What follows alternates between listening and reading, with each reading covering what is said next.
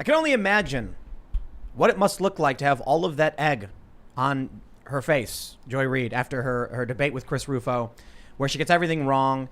And she says that schools aren't teaching critical race theory because, now we have actually the largest teachers union approving a plan to teach critical race theory, which is rooted in Marxism, and to provide resources to push back on anti-critical race theory rhetoric. And right in front of me, there are a bunch of books from schools, including one workbook for school. These are for kids, right? Yep, that's right. How to Be an Anti-Racist by Ibram X. Kendi. Now, I do think we're gonna have a long and important conversation about what's actually going on in these schools, what critical race theory means, and why it's more than this. And I think critical race theory doesn't go far enough in explaining what's really happening, because something else is happening. A creepy authoritarian cult is indoctrinating your children. That's what's happening. And there are those that believe in merit, and there are those that believe in, I don't know, I guess communism. You could that's what you could call it. It's not capitalism. It's not like we march around saying like we're all capitalists, but we do believe that if you work hard, you can succeed. These people don't believe that. They believe you're either oppressed or an oppressor, and nothing will ever change that. So go to them for political answers, I guess. It's authoritarianism. And it's creepy because what they're doing right now is very similar to what happened. And I'm going to go there. We're going to go cliche. World War II, Nazi Germany. Yeah. It's what the Nazis sought to do. Take the children away, because you may sit here saying you don't like any of this stuff and we're going to win, but they're going for your kids. This is why it struck a nerve. It's why the backlash has been so massive. It's why they are struggling to push back, and why they're now openly accepting and publishing that they are going to be teaching your kids Marxist theory, essentially critical race theory, an offshoot of this in a variety of ways. So we'll talk about this, and we're going to talk about the ramifications of this cult ideology. How about this, for example? What was her name? Gwen Berry was that Olympic athlete. A few years ago, she's standing holding an American flag with a smile on her face. Now she's on the podium, angry, covering her head, angry at the national anthem. What happened to make this bright and cheery individual waving the American flag so disdainful and hateful of her own country? It is this cult, and it is a world of pessimism and darkness. So we'll talk about this. Joining us to talk about the latest news and what's happening in these schools is Vice President for Parents Defending Education, Asra Nomani. Thank you so much for having me here. Is there anything else you wanted to add to introduce yourself? Well, I'm a mom. I am a survivor. I just saw my son graduate from high school, and we have survived this assault on children. And I'm here because I believe everybody in America needs to wake up. Everybody needs to know that we have a real threat. I'm motivated by a love of this country, love of children, and a hope for the future. I do not want toxic ideologies sucked into any child's brain to basically turn them into angry, disaffected human beings on this earth. Like, our job is to make sure that everybody kind of has this path to a positive life, and we have to stand in the way. So I'm part of this movement of mama bears and papa bears that are basically standing in front of school boards and refusing us. And this is so important because this could be the straw that breaks the camel's back. It could be the crack in the dam that, ruptures it completely. Steve Bannon said that come August 15th, when these parents see what their kids are learning, you're going to see you're going to see something that he thinks we're going to win. Yeah, it exploded. It exploded last year.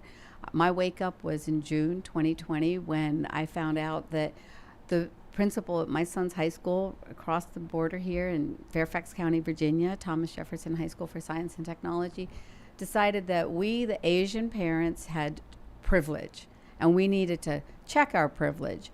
And by the way, while we were at it, we needed to get rid of the colonial mascot, because what a representation that was of racism.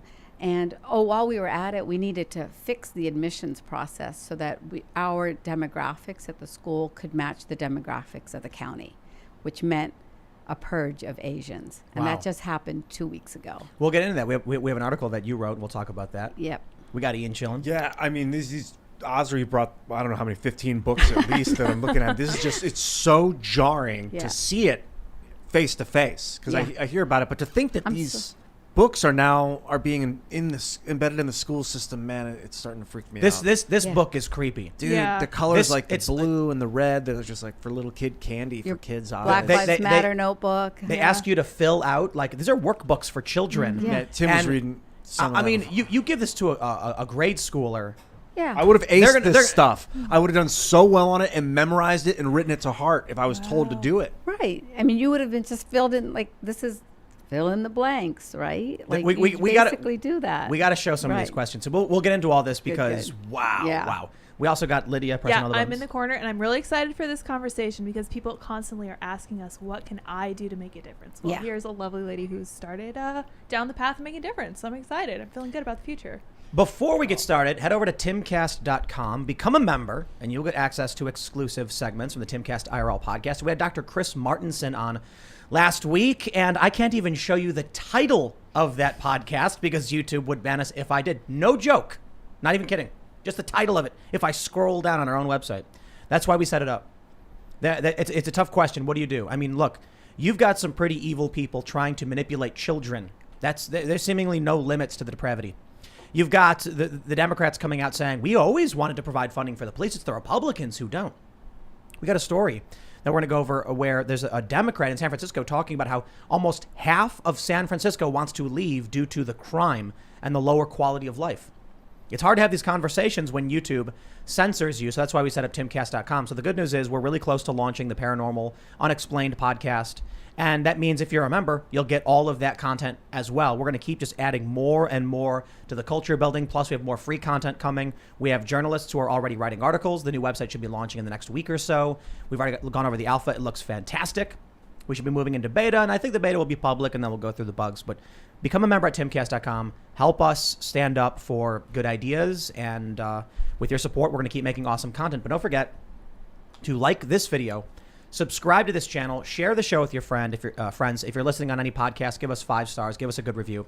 Let's take a look at this first story, which basically contradicts everything the activists have said up until, I guess, this point. From the Daily Mail, America's largest teachers union backs teaching critical race theory to children, says it will fight those who oppose the move, and calls for October rally to commemorate George Floyd's birthday. So this is it. We've heard over and over again that no one's teaching critical race theory in schools. It was a semantic game. What they were actually doing was they call it praxis, theory and practice. So they weren't teaching you the writings of, say, Kimberly Crenshaw. They were applying the ideology that she had written about into the teachings of these schools, and they're using derivative writings or ideologies like anti-racism and critical white studies to indoctrinate your children. Now the cat's out of the bag. The National Educators Association announced it is backing the teaching of critical race theory in schools. The country's largest teachers union approved a resolution to promote critical race theory and assemble a team to teach it to union members. It also wants to assemble a staff to take on those who challenge its plans to promote CRT. In addition to its plans, the NEA will launch a national day of action on October 14th, George Floyd's birthday, to have a dialogue on systemic racism. As of June 29th, 26 states have introduced bills or taken steps to restrict teaching critical race theory. It is unclear how the NEA's plan to teach CRT will be implemented in such states. I gotta say, I read some history. I am not optimistic. We are repeating. Humans are repeating themselves in this regard. If you look back to the 1920s and what was going on in Germany, I know it's extremely cliche to invoke Godwin's law and say, oh, they're just like the Nazis. They're not in the sense that they believe the same things, although actually they kind of do. Racial identitarianism. But you take a look at what happened in the 20s, what happened with, Hitler being this what do they call him, the leader of the reactionary extremists. And then eventually he won over the country. And the reason he did it, in his own words, is that he indoctrinated children. Right. So now that's what we're seeing. So here's where there's some optimism, though. Steve Bannon said on this show, what was it, a week or so ago, that we are going to win. We're going to defeat this Marxist ideology, the critical race theorists, and the establishment. Just take a look at what's happening in Loudoun County with these parents who are fighting back against critical race theory. When these moms start seeing what's being taught to their children, they're going to wake up. And then he likened it to the French Revolution. Yeah. He said once the women The wives came out. That was it. Right. That it was over. They marched down to the palace. They took, the king, the queen, or whatever. Yeah. So maybe what we're seeing now with the work you're doing, Asra, and all these books you have to show us is it's cause for hope. Yeah, I mean, it is cause for hope because we got fed up. We just decided, okay, we've got our, carpool that we got to do. We got to make dinner. We got to make a living. But we're not going to let garbage go into our kids' minds. And so that's what happened in my life. And I know that every parent that I speak to is equally motivated. There's, nothing that will stand between a parent and their child, because love is what connects us. And it's existential. This is a being that you brought into this world. You can lose a lot in this life. You can lose a job, you can lose a home, but when your child is in threat of being taken from you in spirit and in mind, there's nothing that's going to stop you. We saw this viral story last year where when they started doing Zoom courses, the kids were now doing remote teaching. There was a leaked video. Apparently some teacher was like, I'm really worried what's going to happen if the parents find out what we're teaching their kids. Right. And then the parents found out what was being taught to their kids. Yeah, we listen. And you know what happens is we're just shocked because all of a sudden you have entrusted the school system with your kid's life. And now you see that, in fact, your child's future is threatened because they may end up in this very regressive mindset. And that's troubling. And so from New York City to Beaverton, Oregon, we've got parents that are standing up. We've got teachers. What we've done at Parents Defending Education is created a little portal. And in that portal, people report to us their tips.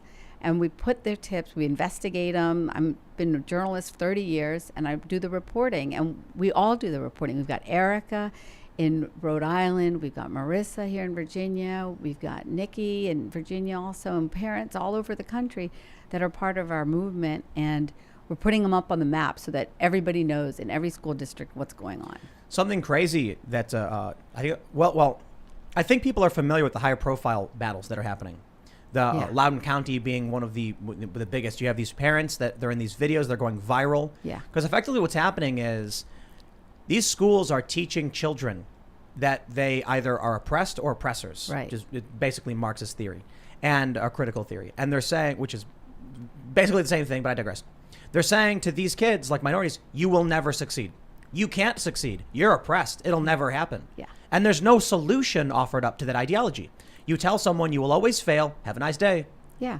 And so you're creating that bigotry of low expectations for minorities. And then Asians, when we say, actually, we like math, and our kids are good at math. and they go into the STEM schools, like my son's school.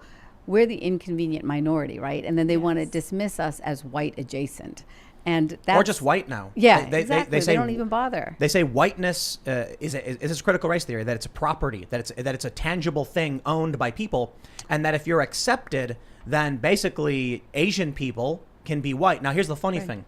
Our friend Luke, who is Luke Rutkowski, who is on the show every so often, he has blonde hair and blue eyes. Mm-hmm. He is white, but he's Slavic. So according to the Coalition for Communities of Color, they say that he's a person of color as a Slavic individual. Blonde hair, blue-eyed white guy.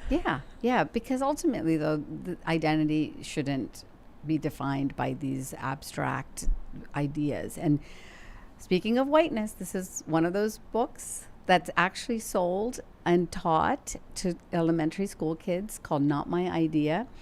The most startling page is this one. Now, this is in schools. This is in schools. Christopher Rufo tweeted about this. Yeah. This is one of those books. It's taught in Pennsylvania. It's taught in Texas.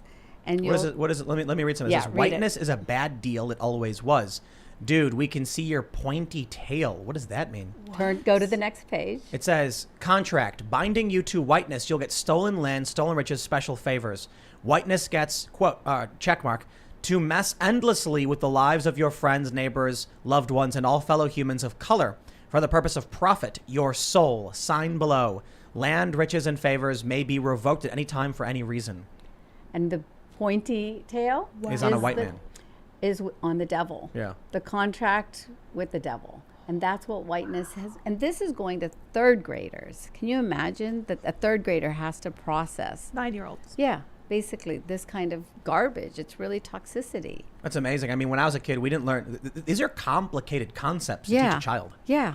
And if you want to talk about colonization and you want to talk about, some of these moments from history, you don't associate it then with this every white child that exists in classrooms today. It's really it's funny how none of it makes sense, to be completely honest. I mean, they say Asians are white adjacent, then they say Asians are actually white, then they say stop Asian hate. Right. Because I don't.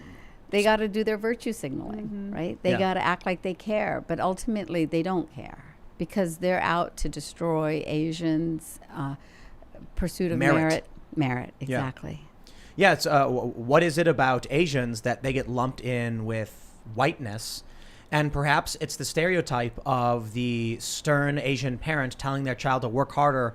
Are you a doctor yet? You're not. Why not? Keep studying. Yeah. And that's the joke. And they don't like the idea that I suppose that people pass down studiousness. I don't think it's racial. Right. I think it's cultural. Yeah. And I think what we're really talking about right here is they call it cultural Marxism. But I think it's very communistic in the sense that they don't want you to believe you can succeed. Because then what happens? You're dependent upon the government. Right. You're dependent upon some external structure or system to provide for you because you're oppressed. You can't do it. Right. In that book, when they mention that contract with whiteness, Yeah. do they offer up any positives of how to succeed and how to overcome being oppressed? Well, you have to get rid of your whiteness, first of all, as a human being. And then you have to say that racism is what brought you down, right? And you have to have this acknowledgement of that. And then that is very culty. Yeah, it is very culty. And this is all the books and literature of a cult. And that's what I think is parallel in what you said about Nazism. I mean, I've heard you also talk about how critical race theory, isn't the concept that we should put out there. We should just call it wokeism, right? Well, yeah. I mean, whether it's true or not, like it's an ism, it's an ideology. And that's what got me into this because as a journalist, I'm always looking at ideas and how they're sold and how they're marketed out in the world. And that's what I then realized is that there's this multi-million-dollar industry pushing this ideology and into our schools. Spineless corporations. Did you see a quick buck? Quick buck and in a book, willing to push it. Mm-hmm. Yeah, I say wokeness because critical race theory has some specific ideas, and there are derivative ideas that don't rest inside the writings of critical race theorists, like and they use these semantic games to manipulate. So perhaps identitarianism might be a better way to describe it. And the reason I like saying identitarianism, it's effectively the etymology is identity plus government, form of government. Yeah. So you have government on the basis of race. Right. Granted, it's very vague considering everything they're talking about because it's deeper than just government or policy. But they're very much so pushing a way of life and policy based on your race. Very much so like the Nazis did. And so if you want to find that common factor between the authoritarian groups, do they hold the same economic views? No, of course not. Right. And it becomes very silly when people say, oh, so-and-so's a fascist. It's like the fascists had specific views on the state and corporations. And the Nazis had very specific views on race. Authoritarianism is the better word, but that's really broad. The thing that binds these with the similar with what we've seen in the past 100 years is racial identitarianism combined with authoritarianism. I don't care what kind of economic system you have if you're an authoritarian in the first place, and then outside of that, race-based authoritarianism is just a million times freakier. Yeah, and I fit really well in the oppression matrix because I'm a Muslim. I'm a woman. I'm an immigrant. I lived in poverty when my family moved to America. Grew up in West Virginia. And so I could make out pretty well, right, in this suffering. Yes. But the reason why I care is because this ism that really woke me up that was in my life was Islamism, which is the political Islam. So as a Muslim, I grew up with a very progressive interpretation of the faith. I didn't grow up with thinking that I had to cover my hair. I brought as another show and tell this doll who looks like a typical Barbie, But when she arrived, her name is Fula, and she had her hair covered. She was wearing the black abaya that women have to wear, right, in Saudi Arabia. And you'll see that I took her to vote with me one day. I got her the voting sticker because, women have been denied the vote in these Islamist countries. So there's being a Muslim, and then there's believing in Islam that is about your identity and about politics. It has to be in governance. And so for the last 20 years after 9/11, I've been fighting that extremism. And that's where I really understood this identity politics divides people. It's dangerous. It kills people. And that's why I know that the battle we're in is so important. And there's an interesting point we made too with identity politics. There's sort of a positive identity politics and a negative identity politics. And I think it's hard to know exactly where the dividing line is. Certainly we view the Civil Rights Act as a good thing. You can't discriminate on the basis of race. What we don't like is identity politics where they say you must discriminate on the basis of race. So that's what I've run into with many of these left personalities. They're like, aha, when you say Civil Rights Act, you're playing identity politics. And I'm like, I'm saying you can't use someone's race to discriminate. Yeah. And then they say you can. But now here's what's really fascinating though. They then say you can't discriminate on the basis of sex. They say it's a really confusing thing, to be completely honest, but maybe we'll get into it in a second. I want to do this first because I want to talk about critical theory in general, critical gender theory. The big battle in Loudoun County is actually over a transgender policy bill, so it's not just race theory. Yeah. But I gotta pull up this book. I was looking at this book. We got this, How to Be an Anti-Racist by Ibram X. Kendi. Ultimate summary, lessons, goals, checklists, and action plans. It is Made Press. So what is this? What is this insane book? So this is a book that you use while you read his book that Fairfax County, Virginia, for example, spent $24,000 buying and requiring children to read. And so then you get this workbook that accompanies it, and you would have loved it, right? You would have just filled in the blank. You would have said, oh, okay, I have to go, this is my next prompt. You would have been a great student going through this workbook. So tell us some of the great questions that they've got in there. Well, I want to go to the let's go to the back. Let's see what we got. Okay, well, those are action steps. First, I'll just point out they have these areas where you can write. Lessons. Number 1, queer racism is a strong collection of racist policies leading to inequity among race sexualities that can be substantiated by racist ideas as regards race sexualities. Queer anti-racism is the phenomenal gathering of anti-racist policies leading to equity amongst race sexualities for authentication by anti-racist ideas on race sexualities. Every race sexuality is unique. Did that mean anything? I feel like I missed a step. Did I miss something? It's What's so race Ian, sexuality? Answer the question. It's intentional. Yes. Yeah, it's so intentional word salad because they want to confuse people and make them dizzy with their assumptions. They have so many strange assumptions in every sentence. Here's one. In what ways can you be a successful gender and queer anti-racist? Yeah, exactly. Like what? Yeah. And then you just fill the blank in? Yeah, fill the blank in. Explain why everything about race is tied to lay down policies that predominantly cause so much harm to other racial groups. Wait, hold on. Right. What? Explain why everything about race is tied to lay down policies that predominantly cause so much harm to other racial groups. What? Yeah. What is he saying? Is he saying that his own book about race is harming racial groups? So, or is he saying that the restricting it cause harms to racial groups? Seems like he needs a copy editor. Yeah, seriously. Yeah. I mean, it's dizzy. Here's goals. In number 1, and you got to write. You got to fill this in. In what ways has your sexuality been threatened? How did you go about it, and what would you have done differently? How old are the kids who get this? These kids will be high schoolers. Oh, Okay. I mean, still, come on. Oh, yeah, a high for sure. schooler, it's basically you're getting this Bible for critical race theory handed to these kids for required reading, and then you're getting his own nonsense repeated back as if you're supposed to treat it like it's intelligent prompt. It's garbled nonsense. I mean, so here's another one. And again, you got to fill out the blank. Map out the modus operandi you intend to begin in helping to protect and shield vulnerable homosexuals and heterosexuals henceforth. Wow. Yeah. Is that what high school kids need to be Yes, doing? and so what's the hidden agenda there? It is to turn our kids from being students of knowledge into activists. Yes. I mean, that's the bottom line. Teachers have said that. I love Yeah. this. I love this Yeah. in chapter 16, failure. It says race is a social construct, not a power construct. What? What? Yeah.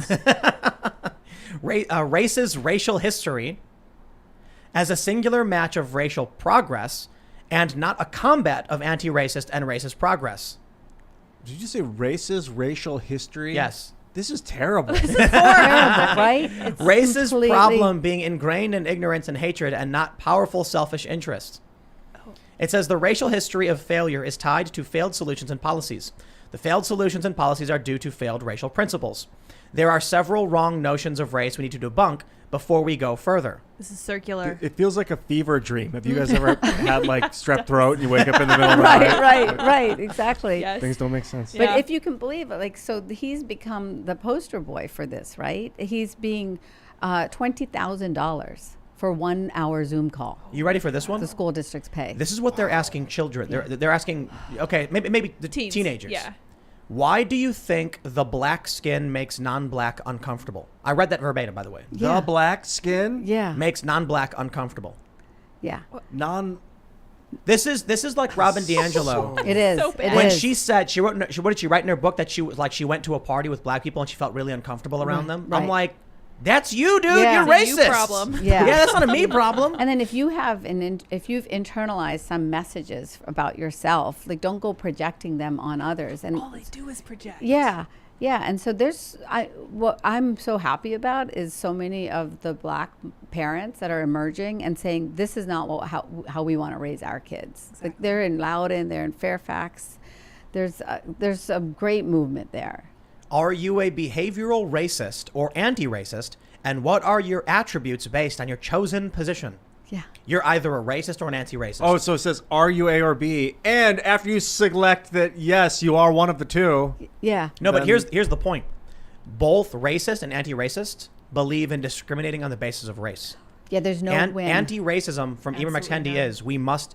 It's in Ibram X. Kendi has called for racial discrimination. Yes. Yeah, He has that quote where he said the only solution to past discrimination is present discrimination and future discrimination. I'm Right. paraphrasing. Right. So to tell kids you are either a racist or an anti-racist and they have to pick one, they're basically creating this false choice where it's like, well, so which one do you want to be? Do you want to Right. be the person who discriminates on the basis of race, or do you want to be the person who discriminates on the basis of Okay, race? sure. Yeah, Mom was just telling me that this is just like the Salem witch trials. You know, as I was driving here, are you a witch? Oh, then we have to burn you at the stake. Oh, you're not a witch? Then that means you're denying being a witch, and so Then we're we have going to to burn you. No, then we have to drop you in the water and see if you float. Yeah. Right, exactly. So either way you Drown, you're die. innocent. yeah, either way, and that's what they're going after. They are trying to destroy people. This Let's- is a lovely notebook that you can Yeah. inspire The yourself. BLM notebook. Is this just like for writing in? Yes, just for your Oh, yeah. your personal reflections. Yeah, So this right here, this fist, is called the red salute. right. Yeah. And it's been appropriated. They call it the black power fist.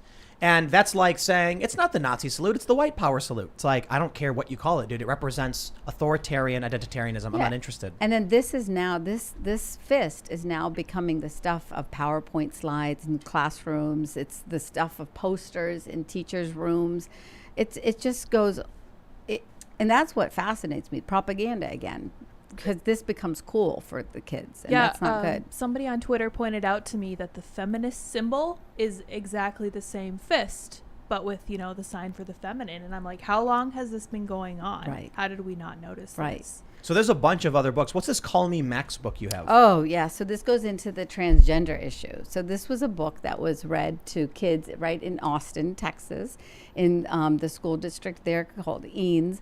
And lovely pages about I don't know. I mean, do you call a girl a boy born a girl who wants to be called Max? And he takes. I mean, Max is actually Could go- androgynous. Yeah. Right. So Maxine, He Maxwell. Yeah. he declares that his parents had decided at birth that he was a girl, but he decided, no, I am not. The grown-ups made a mistake.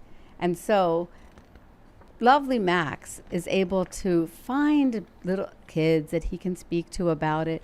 And then fortunately for him, he finds a friend who is also in the same situation and has decided that he's a girl, and a support group at school.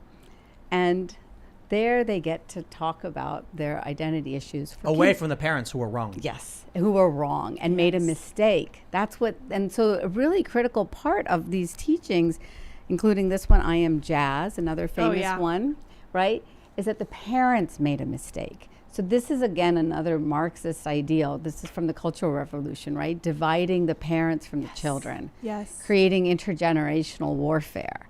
And ultimately, the state knows better than the parent on how to raise the child. Do you remember when the teachers were melting down over the idea that parents could now listen to their classes with Zoom? Oh, yeah, I know. I think this is why. And yeah, because ultimately, in this whole dynamic is the idea that the kids have secrets also that they need to keep from the parents. So, this is another issue where school districts are debating whether or not a child comes to them and they say they want to be called by a different pronoun. Do they tell the parents? And then they have a form on whether or not they tell the parents or not, because they can keep it a secret from the parents. Wow. Yeah, I have some questions about books like this. I was just looking through the book, and in it, the child eventually, talking to the kids at school, goes to the parents have a conversation, then the kid goes to a support group. What about children who are prepubescent? What about them is not boy or girl, right? So they say that gender is a social construct. So is the issue that Max, which could be a male or female name, Max wants to wear blue jeans and not a skirt?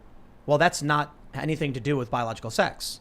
I agree. Whether or not someone wears a skirt is a social construct. In Scotland, they wear kilts, very similar in some respects. Yeah, Middle East. Yeah, in Middle East, they wear, what would you call them? The gowns, basically, Gowns? right? So, yeah. Men right. wearing gowns. Right. Yeah. A toga? That's like Burning Man, I wore a dress. There you go. right. It's a little right. different. Normal. No, so while they say that gender is a social construct, the way we dress is a social construct, a child who has no concept of sexuality would go through a biological treatment when what they're really saying is, I want to wear different clothing. Yeah. So there's a lot of questions around that. Yeah, and then what's happening is our medical system is now creating firewalls between parents and children when the kid turns 13, so that they can have private conversations with their healthcare provider away from the parent. Evergreen, one of these healthcare systems in Seattle, has just announced that 13-year-olds get their own email address to talk to their healthcare provider so that they can have these private conversations. So you're saying the schools and the medical providers are encouraging kids to talk about gender issues they're having, changing their gender, and not tell the parents. Yeah. Specifically, they don't tell the parents. Yeah, because what the narrative is that the parents are evil, that they bully, that they are not understanding, and that they create then transphobia, right? So they use all of their words then against the parents to create all of these systems that separate children from their parents. Is this you said they're just trying to get this passed in the school system where It's happening. It's happening. I just read Virginia's new policies. They've gotten rid of the father-daughter dance because that's not okay anymore. So I just want to, I'll stress this point one more time before we jump to this next relevant story is, if someone, a child who has not gone through puberty, has no experience of sexuality, how would that child understand they want to undergo a biological process to be or not be? It's I don't know. I guess the argument, it's a similar argument the left uses. One of the arguments we've seen from many of the pro-trans activists is that if a child is going to go through, say, male puberty, they don't know what it's like to go through male puberty. Maybe they wouldn't like it. Therefore, they have actually argued that all children should be put on hormone blockers until they can choose. Wow. Right. And what they fail to understand is that there's actually, prenatal testosterone plays a huge role as well. Right. And a child looking at dolls and action figures and dresses and blue jeans, those are not, that has nothing to do with your biological sex. Yeah. But they want kids to undergo a physical, biological treatment for a clothing or cultural issue. Yeah, and what's so disturbing to me is that, growing up in India and then visiting, there's always been a difficult relationship with folks who are transgender. And I always had great empathy and still do to this day, of course. I think most people do with anybody who is, in this world. Like, you want to live and let live.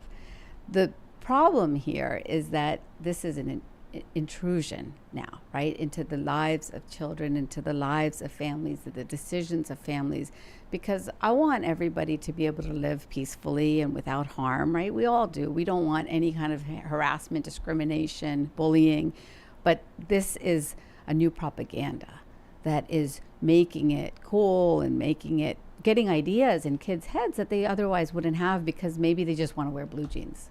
Now let's go to this story that just happened over the weekend. I think this story may be this next story about the Wee Spa. Have you heard about this one? Oh yeah. I mean, look, if these leftists really want to go here, and I think they have no choice, this could be disgustingly a bit of optimism for people who oppose this cultural Marxism and critical race theory and critical gender theory. So we had this spa in Los Angeles. I don't know if you saw the video, Ian. No, I haven't. There's a woman complaining to the desk that an individual with male genitalia was walking around in the spa in front of little girls, in front of women. This woman filming was complaining, saying, "Why are you allowing a man to walk around naked in the women's locker room?" And the clerk says, "We cannot discriminate on the basis of gender identity." Some guy walks up to the camera and it's like, "It's a trans woman, it's fine." And the lady's like, "That's no woman." The lady's saying that's, like, I can tell it's male, a dude. male junk. Like, Yeah. Sorry, I don't care. That's not transgender. So people actually are, on the left, defending the law that allows biological males to go into the women's side and get naked. And there's a lot of really interesting arguments about this, but I believe this could be a very serious problem for these leftists. So Antifa shows up. So this is a story from the Hill. Protesters clash in LA over transgender when disrobing in spa. Now, I'll say this. We don't even know if the individual is transgender. Mm-hmm. The default assumption is if a biological male goes to the women's locker room and disrobes in front of children, it must be a trans person. That's, in my opinion, horribly insulting to a trans person. Perhaps it is true because the clerk said we can't discriminate on the basis of identity. But did anyone actually investigate? Because what if it was just some guy walking in and exposing himself? If there were testicles, it has nothing to do with gender identity. Yeah. It does. That's balls. It doesn't matter. That's not gender. Yes. That's sex organs. That's not gender. Doesn't matter. The law is the law. But that they're doesn't allowed to use the women's locker room. You're not discriminating on gender identity at that point. You're just discriminating on that there were testicles swinging. The law says you can't discriminate on the basis of sex. Oh, sex. Now that's a different. That's what the law says. Gender identity is different than sex. It says them both. So this is where things get really interesting in terms of this argument. So Antifa shows up and actually attacked people who are saying harass the woman. Harass. Yeah, right. Woman. Yeah. There was another woman who came out and said at the same spa a year earlier, a man with a beard and male privates got in the hot tub with her daughter. Oof. Now, is that person transgender? I'm not going to make the assumption they are or aren't, because I don't want to just. I think it's insulting to trans people to imply that bearded dudes exposing themselves to children must be trans. That's insane to me. No, there are trans people who are fantastic people, and why would you immediately assume that someone doing this in front of children is just part of that community? Right. We've seen individuals who have seen. I'm not going to name this person, but I think everybody knows who this individual is. Going in the bathroom, taking pictures, posting leaked messages, really disgusting, abusive things. So now here's where it gets interesting. The law says, or I should say, a certain bits of precedence from the courts. They say that you are allowed to discriminate on the basis of sex, so long as the same amenity is provided to both sexes. So in the instance of California, there were individuals who sued over the women's only programs, like Women Learn to Code. And the court said, so long as the school offers up a men's program or a program that men can access, it's not discriminatory to have women's only programs. That same logic applies to bathrooms. It is not discriminating on the basis of sex if there's a men's room and a women's room. The interesting thing is, the court's basically saying everyone is equal, they get equal access, but they're separate. Now you see the problem with that argument. That's what we saw back in racial segregation. They said it's not discrimination because everyone gets a bathroom. There's a black bathroom and a white bathroom. They're equal, but separate. Now, what's interesting is... Now what's happening is they're letting folks cross over. Well, now, under that same premise, they're saying biological males regardless, should be allowed to go into women's locker rooms. And kids' locker rooms. I mean, this is becoming the parent issue then, you know, where moms don't really feel comfortable with this on an elementary school level. And that's where they push it too far. And instead of hearing people out and trying to understand why folks aren't comfortable, they call you transphobe, or they call you, you know, racist if the person happens to be of a, you know, person of color and trans, because this is what Ibram Kendi's taught them, that there's all these layers of intersectionalism that you can now call people with when you smear them. During Occupy Wall Street, there was a really interesting conflict because somebody at Occupy Wall Street was raping a bunch of women. Yeah. And they didn't want the police to come in because it could disrupt Occupy Wall Street. So they put up posters saying, avoid this man, you know, wanted for these things. And they said, if you see him, throw him out, but don't call the police. So after a few of these crimes, in fact, one of the individuals who was raped was a trans man, and I believe the other was just a woman. They set up a safe space for women. They were like, we're setting up a tent, only women, to keep them safe, where they can go to be away. This created a huge conflict because all of a sudden you had people saying, it's discriminatory to say only women are allowed to be in the safe space. What if I want to be in the safe space? Right. They're like, well, too bad for you. Then women, feminists, like the modern version, said, well, trans women should still be allowed, even though they're biologically male. Then the feminists, the gender critical feminists said, you can't allow biological males into a safe space for women who have been victimized, especially if they've been, you know, raped by a man. And the whole thing was just chaos. They ended up with, like, in one instance, they had different working groups. One was the women's working group and one was the women's working group, but one didn't allow trans women because gender critical feminists were fighting with pro-trans feminists. And the whole thing just became rather chaotic. And what's important, what were the years again that was happening? That was 2011. Yeah, and so just think like that was the battle, and that was 10 years ago. Yeah, that was all of this in the left community. And then you move fast forward to 2017, and remember the Women's March? Yeah. They wouldn't allow the Zionist feminists to come in, right? So this has been the direction, and now we're in the schools. So like there you were fighting, you were experiencing it that back then, 2011. There's something happening in the UK with a group called Get the L Out, where they're lesbians saying that trans activists are erasing lesbianism. It's a very interesting space to navigate because you have two marginalized groups accusing each other of being the oppressors, which makes this whole critical theory stuff meaningless.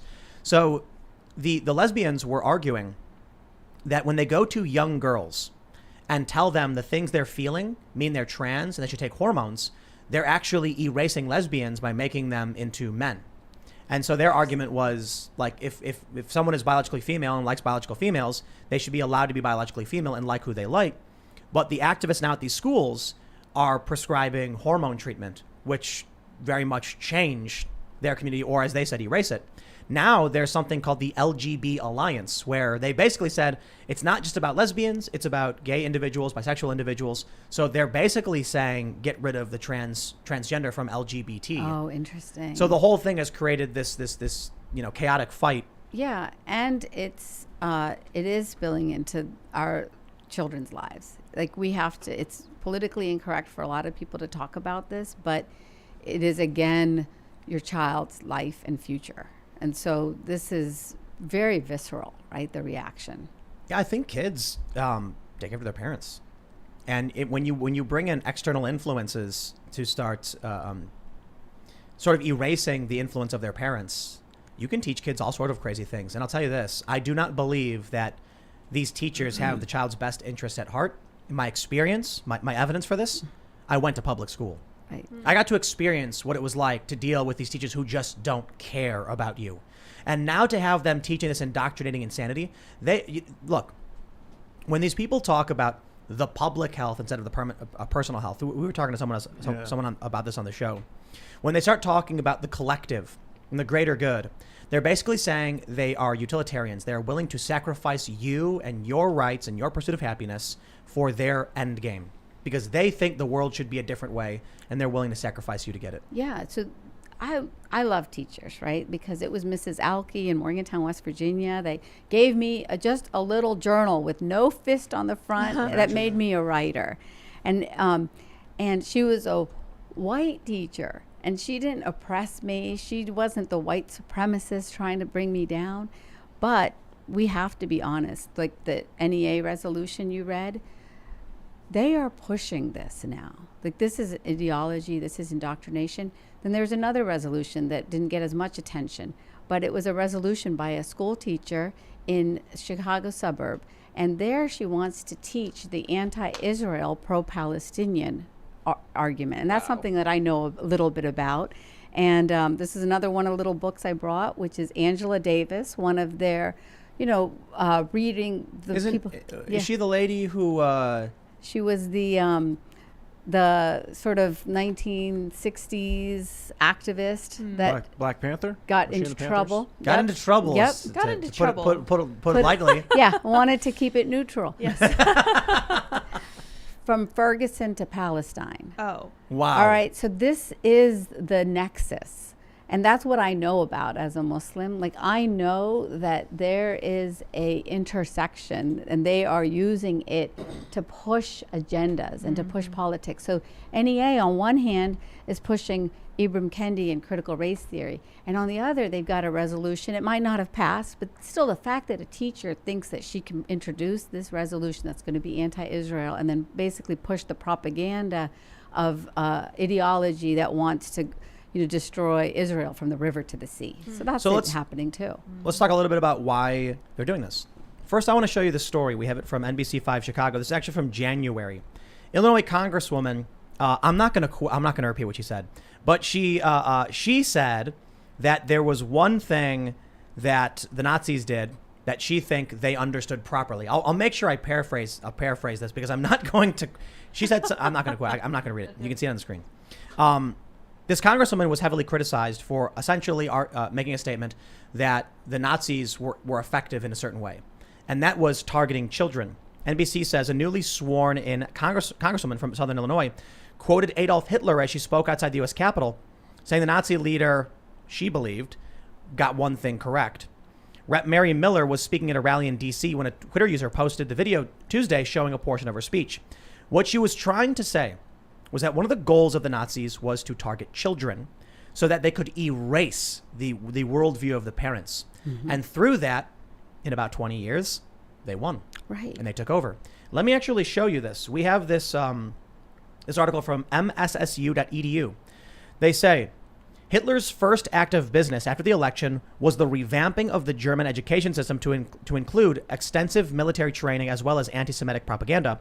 He then could use this brainwashing of the children against rebellious parents. Quote, when an opponent declares, I will not come over to your side, he said in a November 1933 speech, I will calmly say, your child belongs to us already. What are you? You will pass on. Your descendants, however, now stand in the new camp. In a short time, they will know nothing else but this new community. And there you go. Right. That's exactly what they're doing. Now I want to let you know why I'm pessimistic. They tried to censor Hitler. It didn't work. Who did? What was it? In Germany, there were efforts to. He was imprisoned. He was censored. It didn't work. He was able to indoctrinate people and children, and gained power and became the Führer.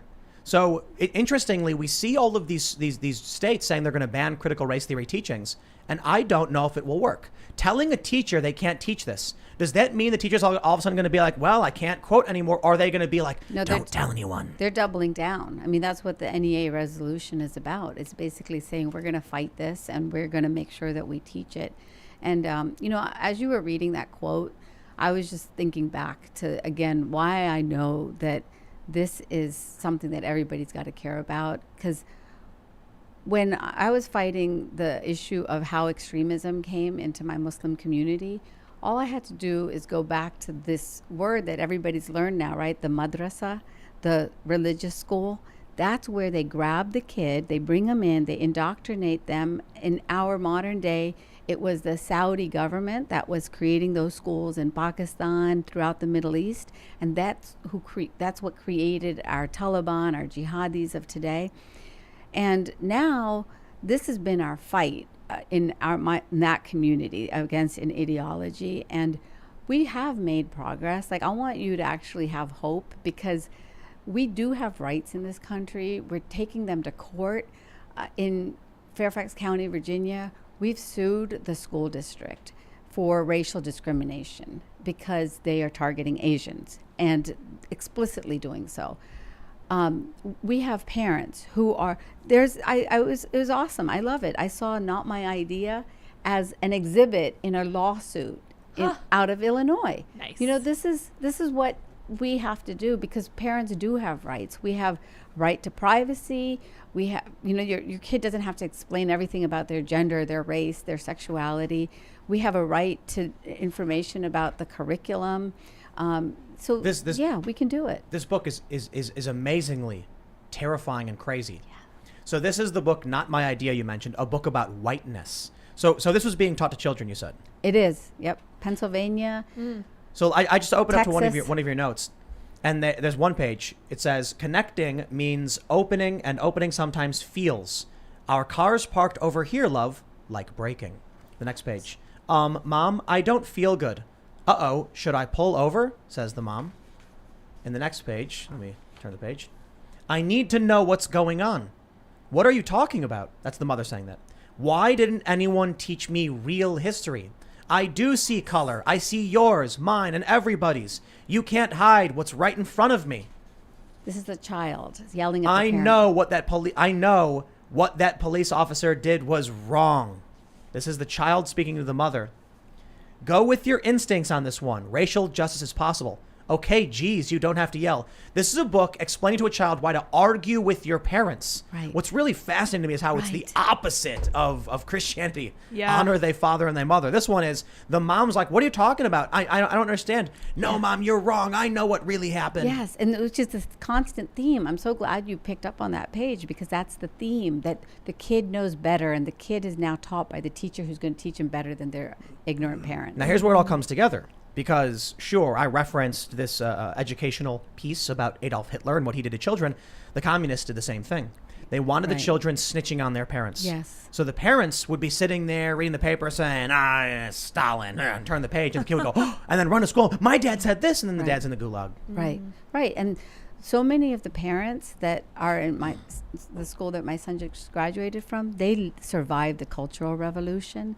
And so they said they watched kids snitch on their parents. Oh, yeah. And they see, they have traumatic memories back to that experience. So I just searched it again. It was 1966 to 1976 that the Cultural Revolution happened. Maoism then, of course, has continued its tyranny.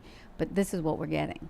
This book's really quite an amazing piece of propaganda for children. Right.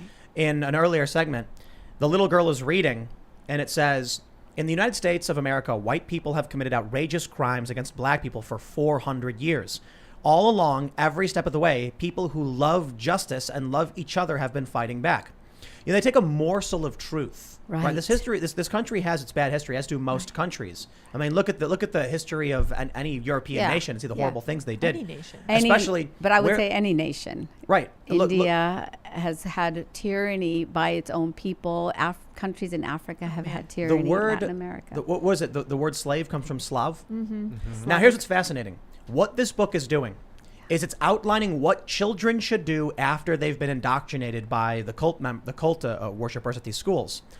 After they start teaching the children these things and demonizing the country, demonizing their own parents, the book then goes on to explain how the child should yell at their parents about how they were lied to, how they don't feel good, how they do see color. Yeah.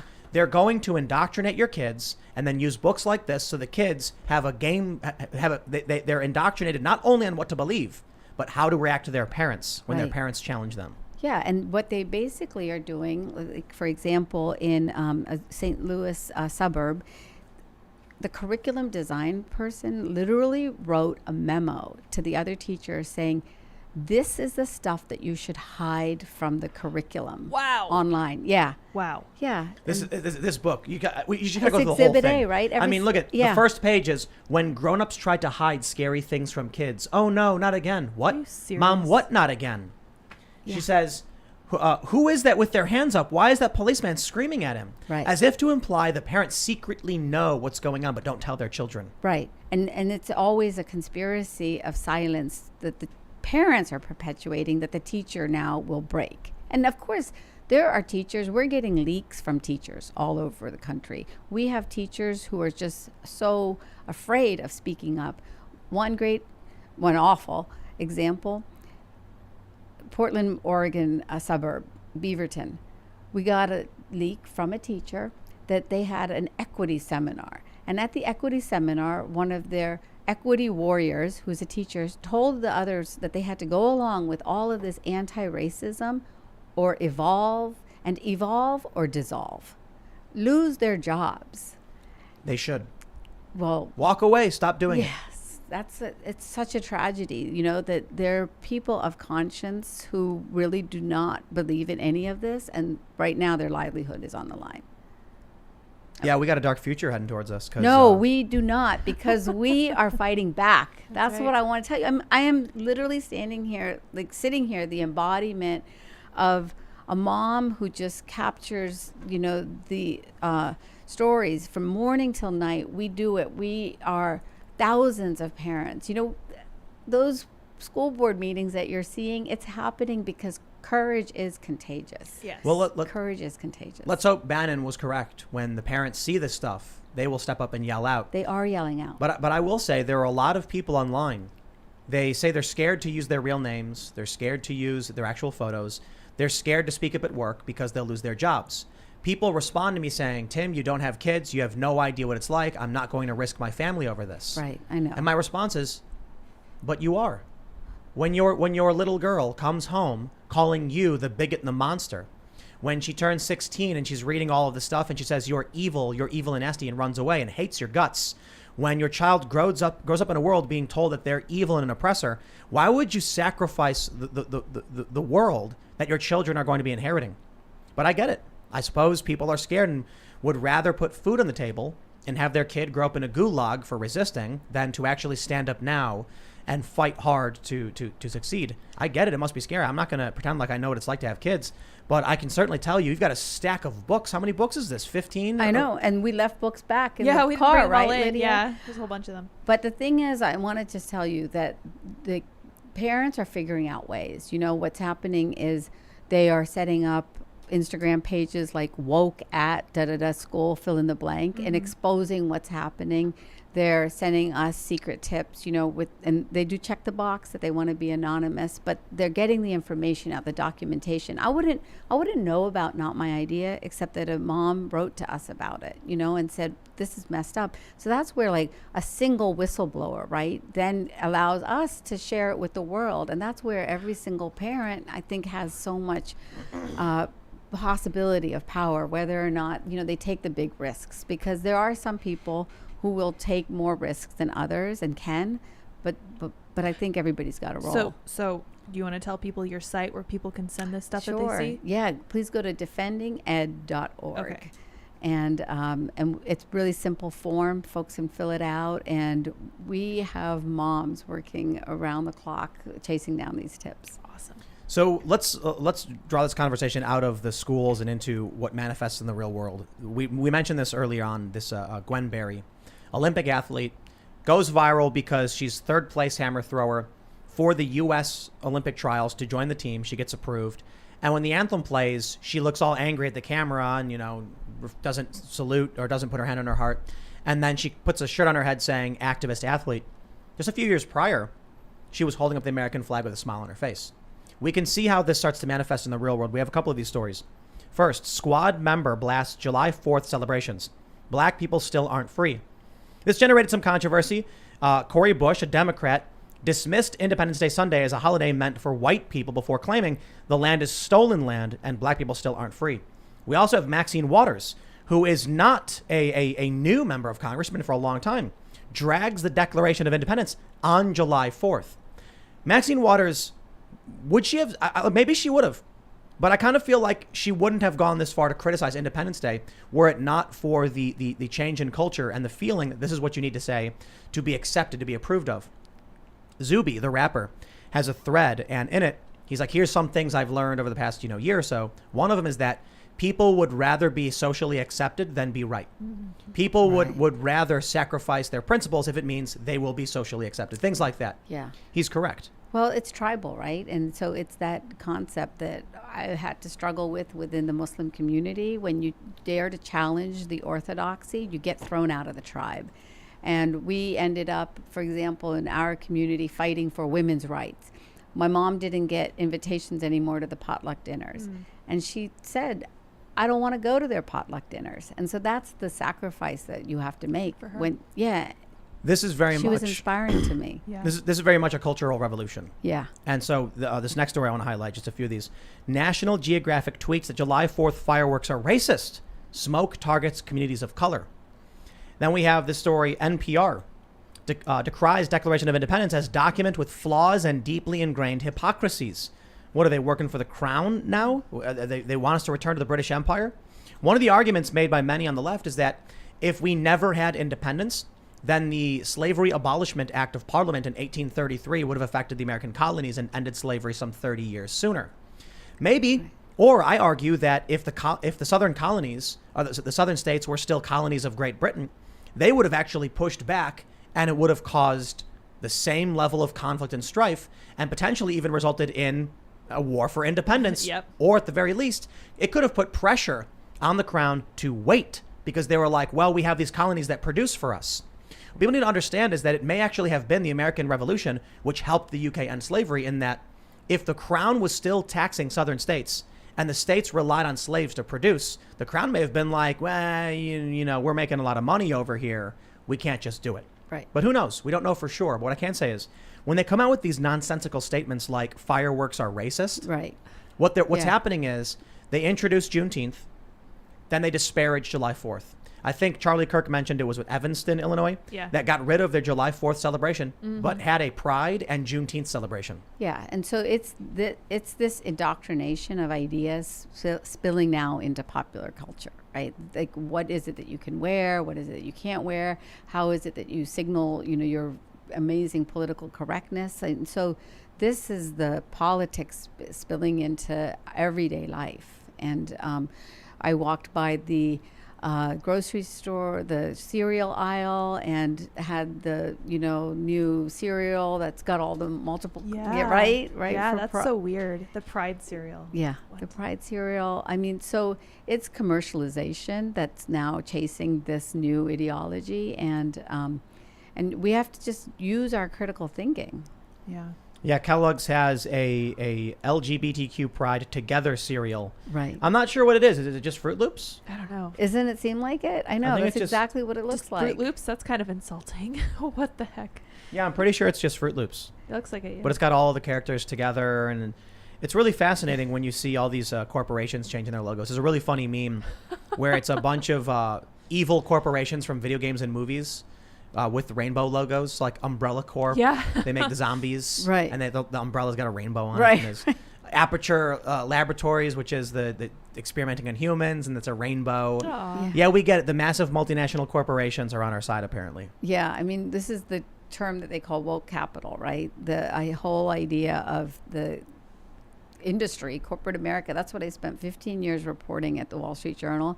I loved covering marketing because marketing was basically propaganda. Isn't it interesting? Yeah. And propaganda is all this. I mean, you make it fancy, you make it colorful, you make it you confuse people, you end up selling your idea. We want to be optimistic that these conversations and the parents standing up will succeed. But I worry that it's the average person doesn't care at all. Now, the point Bannon was making was that these moms are the average person who are standing Yeah. up being like, what is this? So Yeah. perhaps I think the important thing is not necessarily to be optimistic or pessimistic. Maybe just to be vigilant. Right. Right. And pay attention. Yes. And stay focused and don't back down. Yeah.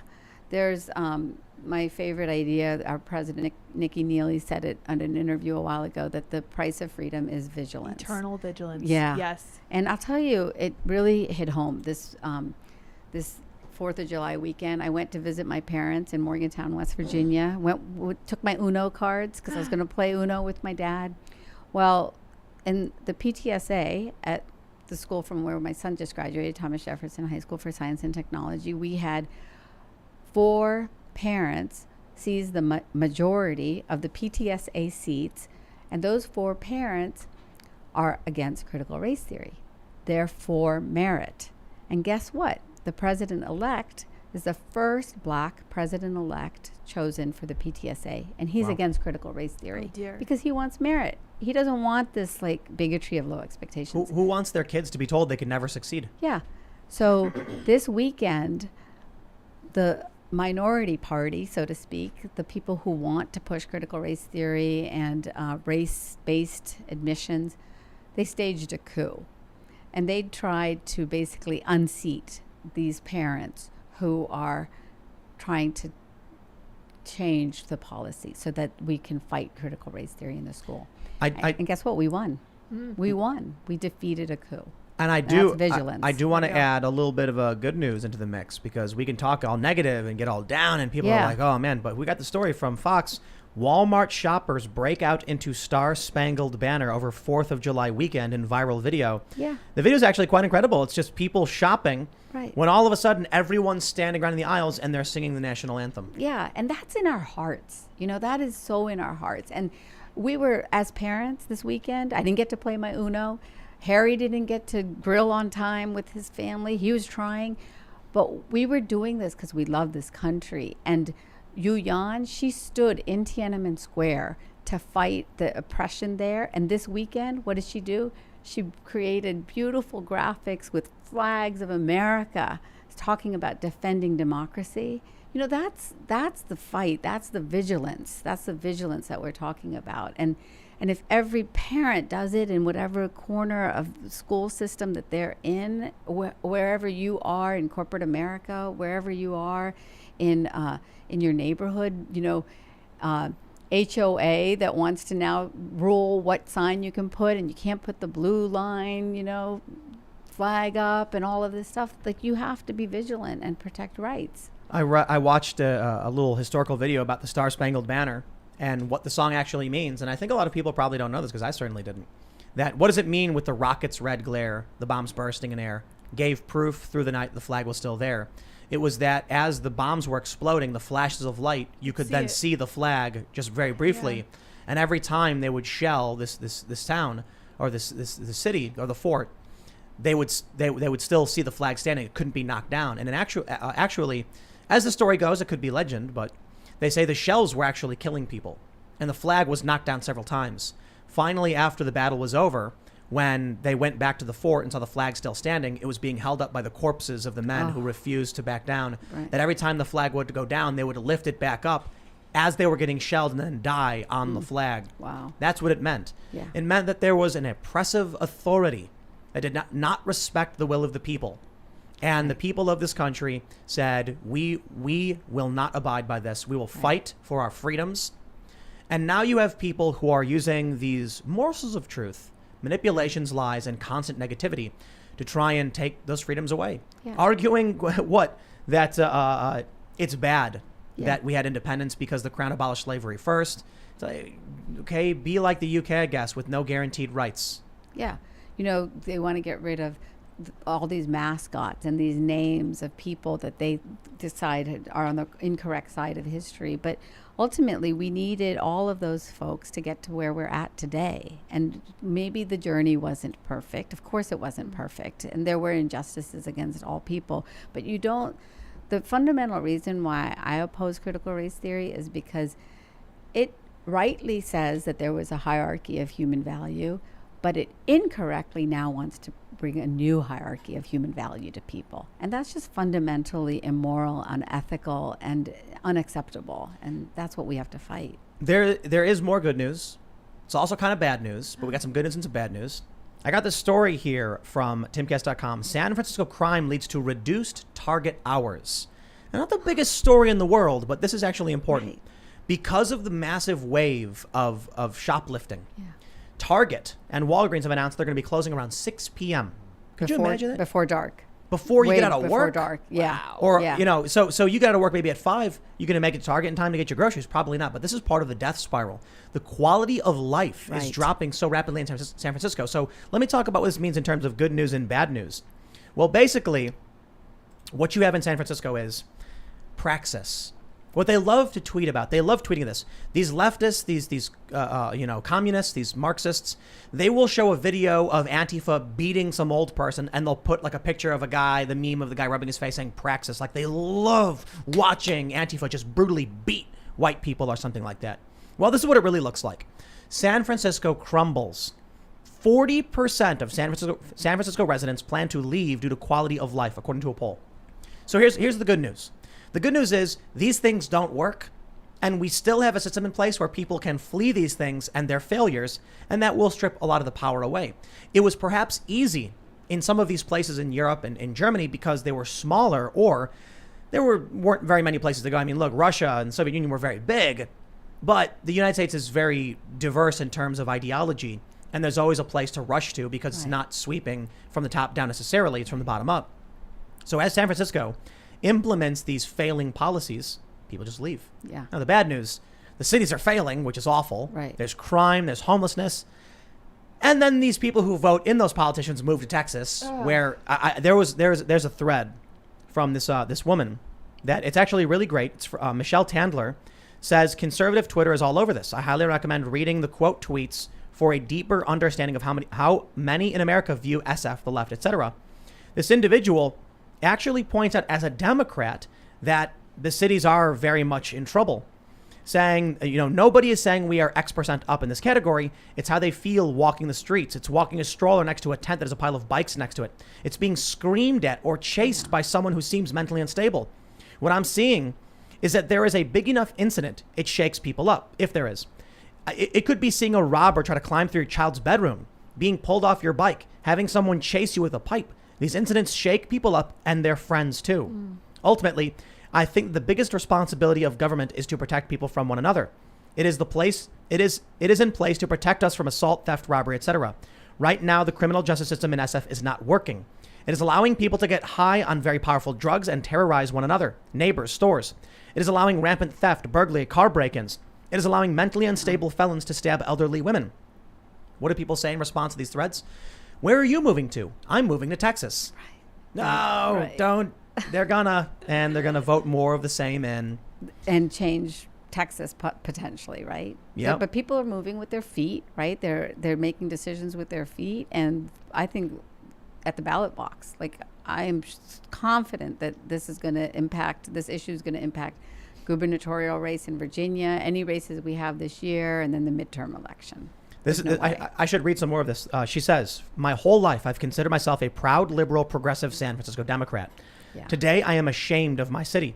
I see smug ignorance of the laws and of unintended consequences, moral grandstanding, winning over data, logic, and facts, radical candidates winning elections unopposed, social justice warriors getting into government and wreaking havoc on neighborhoods, businesses, and children.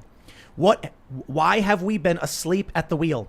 Where is our sense of civic duty, civic pride? Is this who we want to be?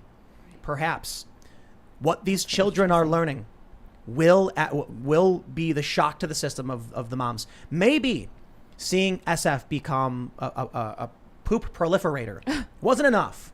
Maybe, I don't live in San Fran. I don't care what they do. Then one day their kid comes home with this book and says, Mom, why did you lie to me, you racist? Right. Why did you lie to me about who I am and what I am, and I can't trust you? And it's not just typical parent-child debates or disputes. I mean, this is like essential to like deceit. That's what they're basically teaching is parents have been deceitful. I mentioned this several times in the past week or so, but it is extremely relevant to this that I went to a skate park and there was graffiti, Black Lives Matter, which was fascinating to me because the graffiti I used to see growing up was very anti-establishment, F the system, things like that. Well, what's so comical is all you have to do, being an investigative reporter, I love to look at this thing called 990s, which are the IRS filings of 501c3 organizations. You look up Black Lives Matter movement, and they have millions of dollars in their coffers. They've got, as we know, their founders have multi-million dollar, homes and mansions that they're spending on. Follow the money. Like, that's what I've had so much thrill doing, being a Nancy Drew in all these school districts, following the money, because when you actually look at how they're spending their money and how they're getting wealthy off of it, they're just corporations too. Yeah. They are. These books, I would imagine, you said that state funds are paying for these books, Yes. and so these authors are getting paid out. Oh, absolutely. Yeah. Jason Reynolds just got $8,000 for 45 minutes in Arlington, Virginia on a Zoom call. Wow. 8,000 for Yeah. a Zoom call. Wow. Yeah. But almost $200 a minute. Holy cow. That's the grift. That's I love it. I love Yeah. when these leftists are like, so this is really funny. I got denied a home loan. I talked about it before. I heard. And so finally I tweeted, it was Navy Federal. Right. They sent me a letter in the mail with false credit information, which I'm very angry by. And of course, as it goes in today's modern era, they will ignore you. They will not, so I tweet about it knowing this is how you get their attention. Right. Of course, they responded immediately. And a bunch of people mentioned how they wouldn't respond to them because they don't have millions of followers or whatever. But one person said, Tim Pool is grifting. He's just trying to get people angry at Navy Federal to make money or something. And I'm like, what? Who's got beef with Navy Federal? Like, what are you talking about? Right. But here's the point I'm trying to make, not to rehash the old story. These leftists are using grift as a preemptive shield to accuse their opponent that of which they do in an effort to say, oh, he's only calling me a grifter because I called him out for it. Now he's trying to deflect. Right. No, the reality is, if I wanted to make money, why wouldn't I shill for Amazon.com Yeah. and Yeah. Walmart.com Yeah. and the massive NGOs? Why put myself on in the out group, in the resistance fighting against the machine? Right. The machine is safe. The machine promises you treasure in exchange for your obedience. Yeah. So, Twitter, Jack Dorsey gave Ibram Kendi, he didn't have enough money already making $20,000 an hour. So he got $10 million for his anti-racism center. I mean, that's a lot of money, right? That could go into building schools, into developing programs. And sure enough, it didn't matter though. He gets his $10 million one month, and the next month he collected $20,000 for an hour. Is this Jason Reynolds guy? You said he got paid $8,000 Yeah. for a Zoom call. Was that state funds that he got paid? That was Arlington County public school Wow. money right across the border here. Your tax dollars at work, your property taxes at Yeah. work. Yeah. And then the kids got his book. They got the 45 minutes with him, and who paid for it though? You know Apparently who I gave did. them the money? Amazon gave them money. Wow. So we got a tip because all of a sudden these kids were getting these books, and this mom's like, where do they get these books? So in this case, we discovered that Amazon's public affairs guy called the diversity, equity, inclusion guy at Arlington Public Schools, suburb of DC, and said, we can get you hotspots. We can get you Wi-Fi. And the guy said, no, we want this book. We want 45 minutes on Zoom with this guy. Wow. So they picked Kendi instead of Kindles. Just a minor correction. It's diversity, inclusivity, I and know, equity. exactly. Yes. Die. Right. I love it. I love it. And They gotta chose those rebrand it. words. Yeah, we got to rebrand it. That's the game they play. Don't It's- fight on their territory. Yeah. Called the die cult. I love it. It is the die cult, and these guys are killing I want to call it America. critical race praxis, but then we'll just call it CRP, but we can just call it Could be an A in there. CRA. Yeah, there you go. We'll just call it crap. Critical Yeah, race right. applied praxis. Yeah. Perfect. Yeah, well, Right. race is RA, so the A can just be in Yeah, there. yeah. Oh yeah, yeah. I Crap. mean, basically, we got to use their words against them, and I completely. It's so important that we focus on that it's the praxis and not the theory that's being taught. yeah, They're not teaching about the theory. They're indoctrinating and making people behave with that theory as they study all sorts of Yeah. stuff. So this is the theory, right? Right here. This is the Bible. This is their. Yeah, you love this. This is. Oh, yeah. all I of love to back up Chris Rufo because who was right on Joanne Reed's show. Kimberly Crenshaw is in Yes. there, and then who are you going to read from now? I'm going to read Crenshaw. Yep. So she's the mother of intersectionalism, the one who decides that Zionist feminists are not feminist enough. Amazing. So I wonder if there's a little bit more context I could read, but I'll just read one very simple portion. It says, principally organized by Kimberly Crenshaw, Neil Gatanda, and Stephanie Phillips, the workshop drew together 35 law scholars who responded to a call to synthesize a theory that, while grounded in critical theory, was responsive to the realities of racial politics in America. Indeed, the organizers coined the term critical race theory to make it clear that our work locates itself in the intersection of critical theory and race, racism, and the law. What does that mean? Critical theory is essentially a Marxist philosophy, oppressor and oppressed. And what the critical race theorists were basically saying was they didn't think Marx understood the realities of racism in America. That it was easy in this small insular country and homogenous country to say it's class, it's the wealthy and the poor, it's the worker and the bourgeoisie, it's the proletariat. In the United States, race plays this role. So they decided to take that framework and apply race to it. So it is very much rooted in Marxist critical theory, ideology, etc. There's a bunch of other components to this as well. The Frankfurt School, it goes on. But when Joanne Reed says to Christopher Rufo, it's not Marxist, it's not true, she's lying. Ibram Kendi said critical race theory is a huge component of his work and anti-racism and what it means. Yeah. They're trying to hide from you what's really going on. Yeah, and so this book is published 1995, okay? Long before any of this trickles down into our K through 12 schools. And she had the workshop that Tim just read about was in the 1980s at Harvard Law School with Derek Bell. Oh, in fact, in fact, I could be wrong. I believe the forward I read was from Cornell West. Oh, okay. All right, great. So Faces at the Bottom of the Well it's written by Derek Bell, the godfather of critical race theory at Harvard. Actually, you want to check it? I want to double check. So this, this argument that they've been putting forward that critical race theory is not taught in schools, one, it's being debunked now. It is Kimberly Crenshaw. Okay, great, good. It's good to check the facts. Kimberly wrote, that's the intro. Yeah.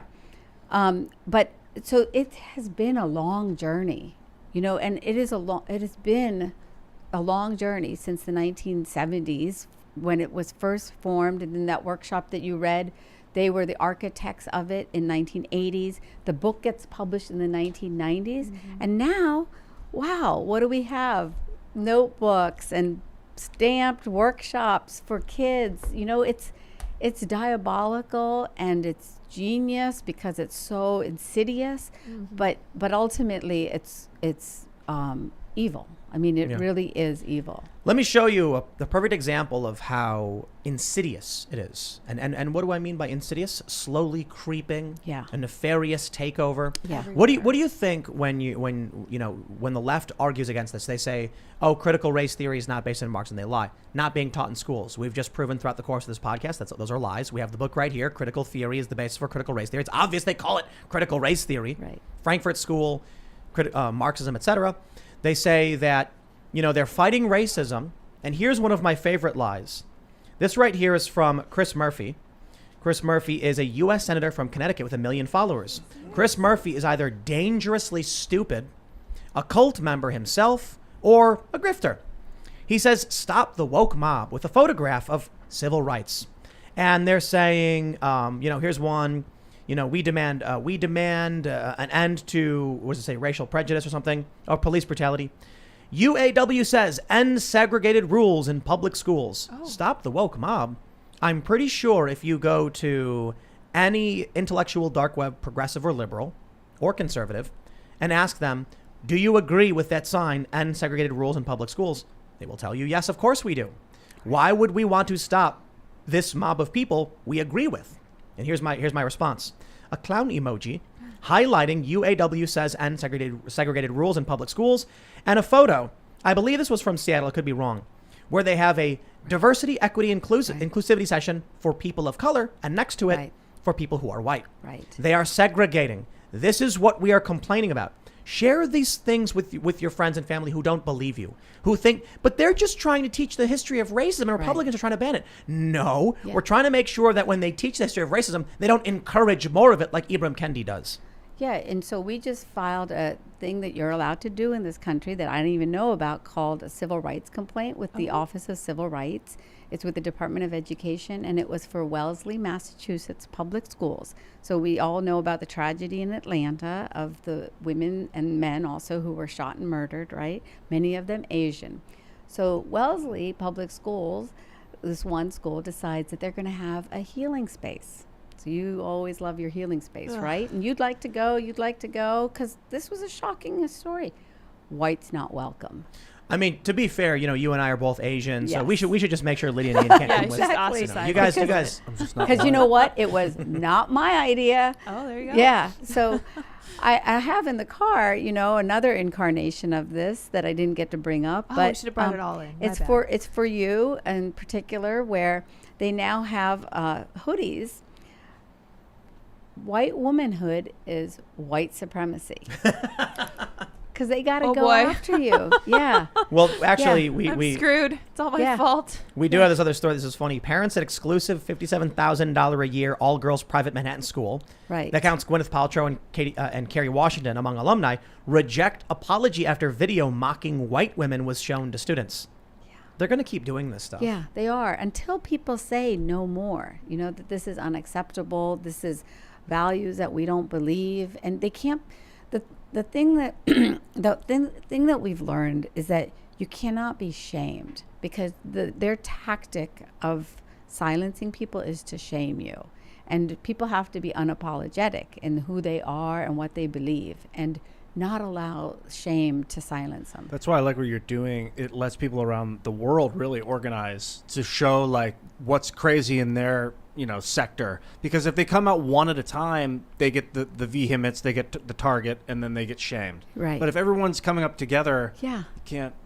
We're in it together. There's no. Then you actually don't feel shame when there's other people that are also feeling your vibe for the Yeah. most part. Yeah. You know, one of the biggest problems I think is that you look at the groups that are willing to stand up. It's just identitarians. You've got the alt-right who are going out and marching and getting attacked or whatever, or like, white nationalists and whatever will come out and they'll fight people. And not so much relative to the left. The left will go out with their, surely in protest, many of them wear masks, don't want anyone filming. But in their workplace, they'll wear masks that say like Black Lives Matter. They will refuse to take them off. They'll wear shirts. They'll get in trouble, say we don't care. They stand up. They yell. They're secretly going into schools. They are actively infiltrating government institutions. Right. And so what do you end up with? Regular, classically liberal-minded Americans, people who believe in the Founding Fathers, aren't doing all that much. Oh, yeah, we are. We're fighting. I am one of those people. I am always voted Democrat. I am a liberal. I'm classic liberal, a feminist, all of these, quote, identities. And I'm fighting it in the same reason why we fought in our Muslim community and keep fighting for reform of those bad ideas, because these are ultimately bad ideas. It's starting to come up. I think it's cause for hope and optimism, especially, with the school season coming up. We'll see how things play out, because it really did explode over the past year. But what I mean to say is you'll see Antifa go out and beat people. Yeah. You'll see in some circumstances, there was one recent thing I guess happened in Philadelphia where some group came out. I don't know a whole lot about it, but you don't see moms marching against critical race theory in the streets, maybe yet. So maybe that change needs to come this year, and then maybe we'll see it in the next spring or fall. Yeah, stay tuned.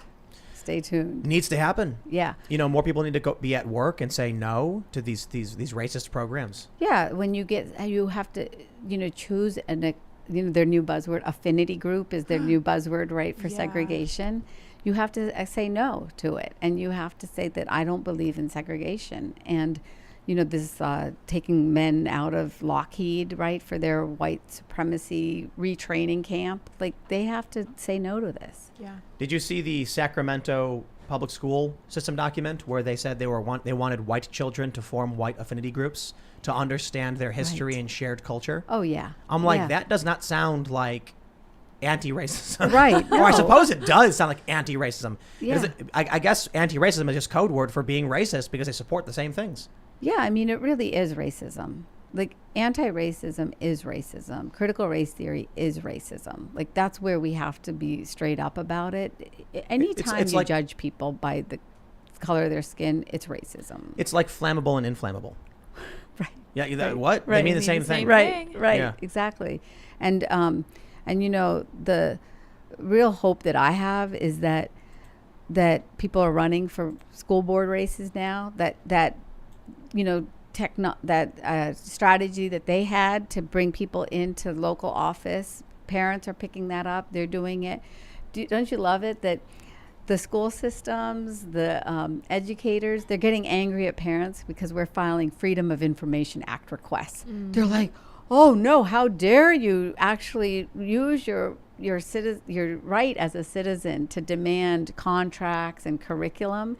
And so they're going after parents for that, but the parents are doing it. They're filing these requests. I think it's time we start calling them critical race application practice sessions. Yes. Or we can maybe do a little bit. Right, right, right. Craps. Crap. Yeah.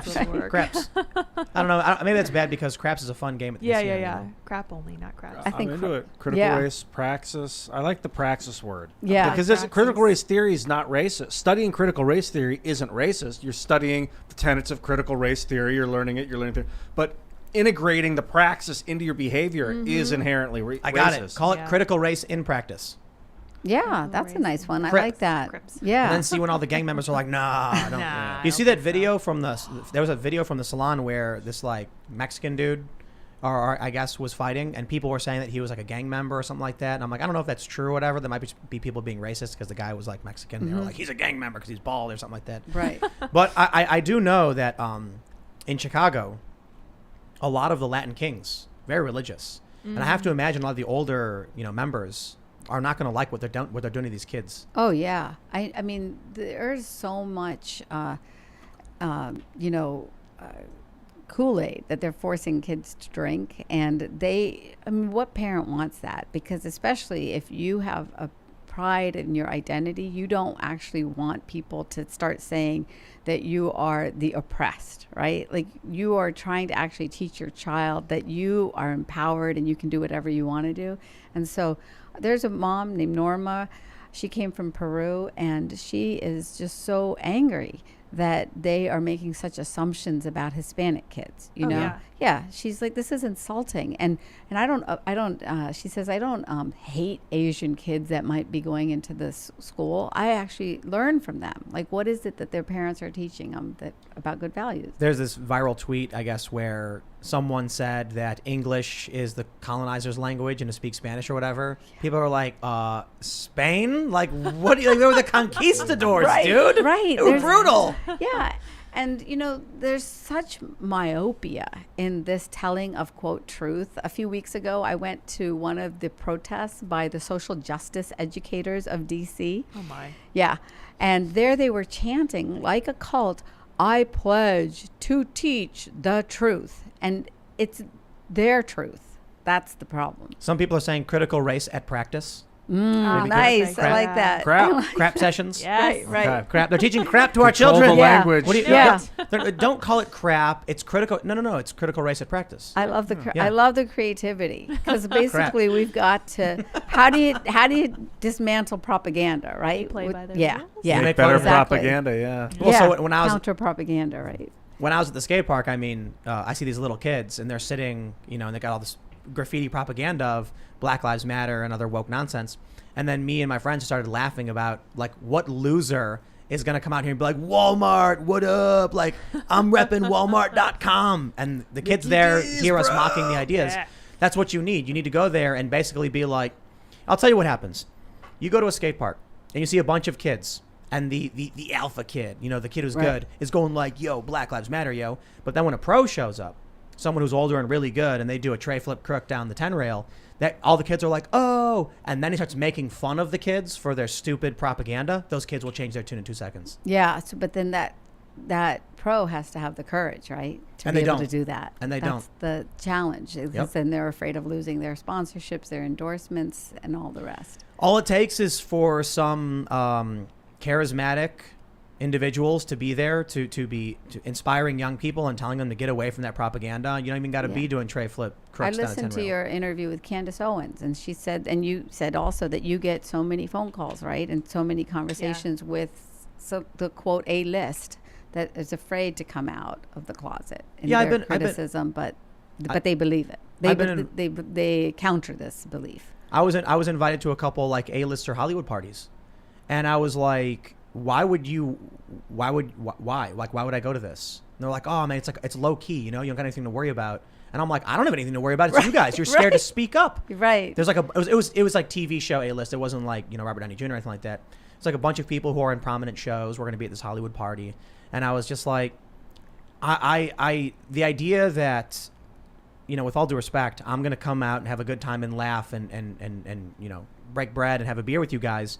When you're sitting here saying we completely agree, but we will never defend you publicly, I'm like, I'm not cool with that. Yeah, and it is tough. And I, now I don't know about you all, but like I am just surround myself with folks who are challenging this kind of ideology, because I don't want to be dragged down by people who are just hemming and hawing and cowardly really in society. Like I get it, because I've reported in Pakistan and in Afghanistan, you know, and Saudi Arabia, where extreme identity politics kills, right? And I really fear for America. Like we are headed in that direction, and I don't want that. Like when you were talking about the Target closing at 6 o'clock, I thought to myself, man, that's what happens like in war zones, right? Yeah. That's what happens. Yeah.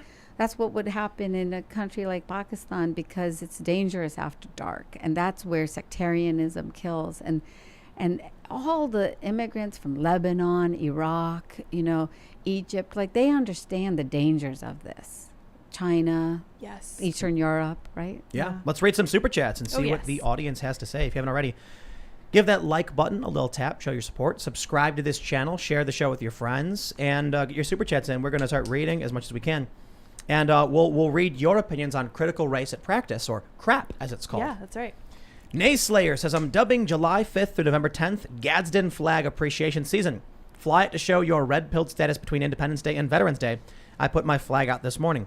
Someone sent me the ANCAP Gadsden flag. Oh. It's really cool, but I'm not an ANCAP, but I still like the flag, so I'm like, I'm going to put it up, I guess. Is it like half black? It's black and yellow. Oh, nice. It's yellow, and, you know, it's like it's split in the middle. Sweet. And I'm like, you know, it's a good flag. I like the Gadsden flag. We need a flagpole. Nice. Yeah. Rodzilla, this is an earlier super chat, said they are not teaching CRT, they are applying it, applying its principles. Critical race applied principles. Great. There we go. It's crap it's all picked around. up. That's right. Yeah. They're implementing critical race applied principles. Don't Right. step They're in it. implementing crap. Implementing crap. That's right. Like in They San are Francisco. flushing crap down your children's throats. This is how great ideas are born. That's right. This is it right Critical here. It race. happened. Critical Applied race practice. applied principles. Yep. There you go. Beautiful. Like it. Cecil Rhodes says the leftists are so extreme that normies are starting to notice en masse, looking for an answer, and the right stands waiting with that solution. Yep. Yes, perhaps. All right. I'll Fight You Naked says the woke are creating a backlash of white racism to counter their anti-white racism.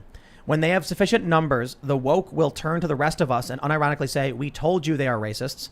We will say, no, you made these people.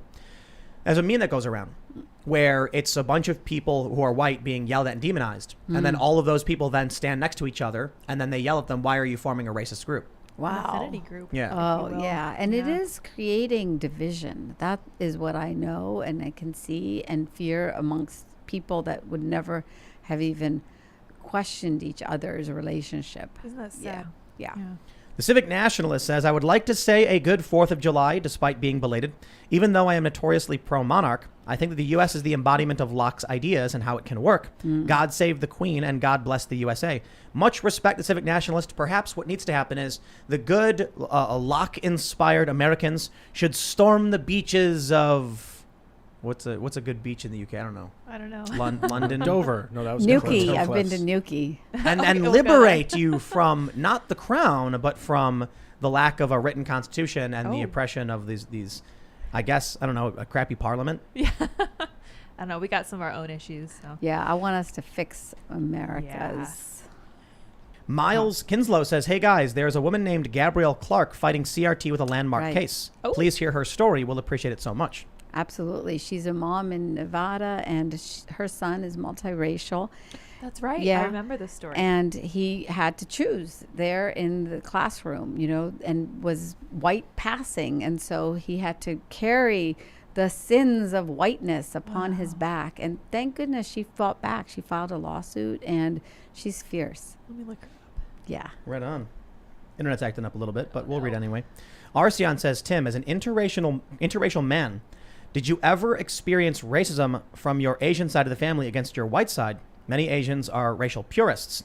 Not in my family, although I hear that down the family line, racism was prevalent in the Asian side of my family. But I think it's prevalent there's everywhere. there's only so far back I can go in the Korean side of my family, though, because of the war and because of, you know, the splitting of Korea and everything like that. So not a whole lot I can say to that. You go back 2 generations, pretty much everybody was racist. Yeah. Yeah, I mean, what I find Yeah. really offensive intellectually about the argument that white people have a monopoly on racism is that we know in every other part of the world that racism exists. Brown people against black people against brown people, black people against white people. I mean, it just goes on in South circles. Africa? Yeah. It's just power. It's Yeah. power. We got a bold one. Raptors Talon. He's heated. He says, I warned my parents about CRT. Well, just to clarify real quick, it's critical race applied principles. Crap. Yeah. I told my family that this was coming. And what did they say? Oh, that will never happen in Oklahoma. Oh, that won't happen in our school. Well, how about now? I told everyone how this stupidity was infiltrating the school system. All the while, these SOBs said I was overreacting. Have fun. This is all caps, by the way. He's yelling. Yeah, it was all caps. I know how you feel, man. I've repeatedly warned about certain things that have happened, and people don't pay attention. You got to say, look, you said this crap wasn't going to happen, but this crap is happening. I mean, you just got to tell them. Yeah, and you just say I was ahead of my time, and you've got to pay attention to me now. You know what you do? It's really, really simple. Get them a copy of that crazy book. No. Listen. When you approach these people who are indoctrinated as their enemy, they lock down. You approach them as a friend. It's all about the tone. The three principles are rapport, extreme, and turn. In this instance, I'll give you something very simple. You say, we're here to teach people about the history of racism. These Republicans, they're so awful. We're going to be teaching people about critical race applied principles. And so we would like your kids to come to the session. Right. And then we are teaching CRAP. And when they're like, wait, it says you're teaching our kids crap. You go, oh, well, I mean, that's you don't call it that. Right. Crap right. therapy. And then when they're like, what? But you got the idea. This is going to happen on Yeah. your road show. Teaching. This is what I envision. Critical You're going to race expose crap practice, however you everywhere. want. I They're hope teaching so. crap in It's schools. about time. Critical race applied principles. Yes. It's funny because that is a better way to describe it. It is. Critical race theory is like a legalist's Right. analyzing Right. of the law. Right. But what they're doing is they're practice. applying its principles. So the schools are implementing crap. Yeah. Critical race applied principles. Yeah, that's good that you chose that too, because the practical definition, the literal actual definition of praxis is the application of a theory as Right. in Right. an applied principle. Yeah. It's perfect. Exactly. Crap's perfect. It I'd is. say. You got it. Yeah. I'm We nailed Crap. it. They are Which teaching actually crap to our comes back to children. Thomas Crapper, who invented the toilet, I believe. Oh yeah? Did he? I'm gonna have to fact check. crapper? That's Oh, right. that crap. A white Wow. supremacist. Oh, if for I ever sure, saw yeah. one. Naturally. Right. Mhm, yeah. All right. Gabriel McLeod says CRT seems to imply that a society has made no progress. If that were true, we would not be able to identify how absurd it is when juxtaposed against objective reality. The point of CRT is not to have a discussion, as discussion leads to resolution. Just for moving forward, I'm going to replace all instances of CRT with CRAP. Yes. Because I want to make sure we're being accurate. And I know it's funny that we're making fun of it, but in reality, I've said, when you mention they're teaching critical race theory in schools, they say, what book have they ever brought up by Derek Right. Bell or Kimberly Crenshaw? Right. You're lying. It's because they're teaching crap. Critical race applied principles. Yep. Yeah. They're just hiding the ball, so to speak, and we have to call it out. That's right. Black Rock Beacon says, just moved from PA to Florida. I had to have the talk with my young daughter about how public school is a tool to indoctrinate her in radical ideology, destroy her individuality, and turn her into an obedient worker in the tax mines for the elite class. Wow. Yes. And what I say is, get some of these bad books also and read them yourself share it with your kids so that they can be educated about how they are going to be miseducated. Yes. Right? So they have a self-awareness. Yes. Cult Weraith says, these critical race theorists, I wish I could make them see the path, but tempting as that sounds, I'll have to pass. Oh. Well, Sounds I familiar. do think you need the full context of that quote for it to apply here properly, because this way it just kind of sounds like you're saying you're not going to even bother trying to talk to people. Right. But for those who are not familiar, it's actually a lyric from my song where it's, I wish I could save them and make them see the path, make them see the path, but tempting as it sounds, I'll have to pass. I know what's needed for the good of my people to save them. So the line is basically saying, instead of teaching people what, the line from that song is the critical race theorist. It's the indoctrinator saying, instead of explaining it, I'm going to lie, cheat, and steal because I know what's best for everyone else. But I appreciate the call out. Ends justify the means in the That's mind right. of the psycho. Utilitarian. If you haven't already seen it, you should check out Will of the People by Tim Pool on, you can search for it on YouTube. You'll find it. It's a song. Almost 1 million views. We're going to break 1 million views soon. Nice. That's fantastic. It's also on Amazon and iTunes. I have one song that's published, but I have like 50 billion songs we've never published. Oh, coming soon. that's great. yeah, those Yes. are some really good ones. Culture. Very nice. Gregory Nicholas says critical theory is infecting FL as we speak through South FL Chamber of Commerce. Tim, how should one report or document what they see? Through the Chamber of Commerce, he said. So, where is South FL? What is he talking? Florida. South Florida. Oh, it's just South Florida Chamber of Commerce. So, you know, what I say is that folks have to expose and educate the community. If he sees it and he doesn't want to go on record about it, he needs to call the local reporter and show them this story. Tell them I'm a whistleblower. I want to be not for attribution. Do you know what I'm saying? Like, you got to use the means that are out there. If he has the ability, he can write his own column for the local paper and expose it. You know, Yes. that's what I'm just saying. Like, what you guys are doing too with your journalism vision, right, is empower people to be able to spread the truth as we see it right before our eyes. So I'm looking forward to that dispatch out of South Florida. Yes. Right on. Logan Culver says, Tim, I can no longer type in chat. I get a notification that says I can't because I subscribed to this channel while watching a video made for kids. Weird. Have you tried unsubbing and then resubbing maybe? He says, I get an error when hitting the notification bell. WTF is going on? I call it pressure. It's not banning someone, but you put your thumb on the scale to make it harder. And then over time, the channel dwindles and dies, not because you banned it, but because you're strangling it slowly. It seems to have something to do with the setting where now you have to be subscribed to the channel to chat, to type in the real-time chat. It was nuts. the day we turned that on is when people started getting that message. Yeah, but that's clearly not an issue that's supposed to be happening. So YouTube's going to say it's an error. Obviously, it's affecting some channels and not others. Very weird. Yeah. Yep.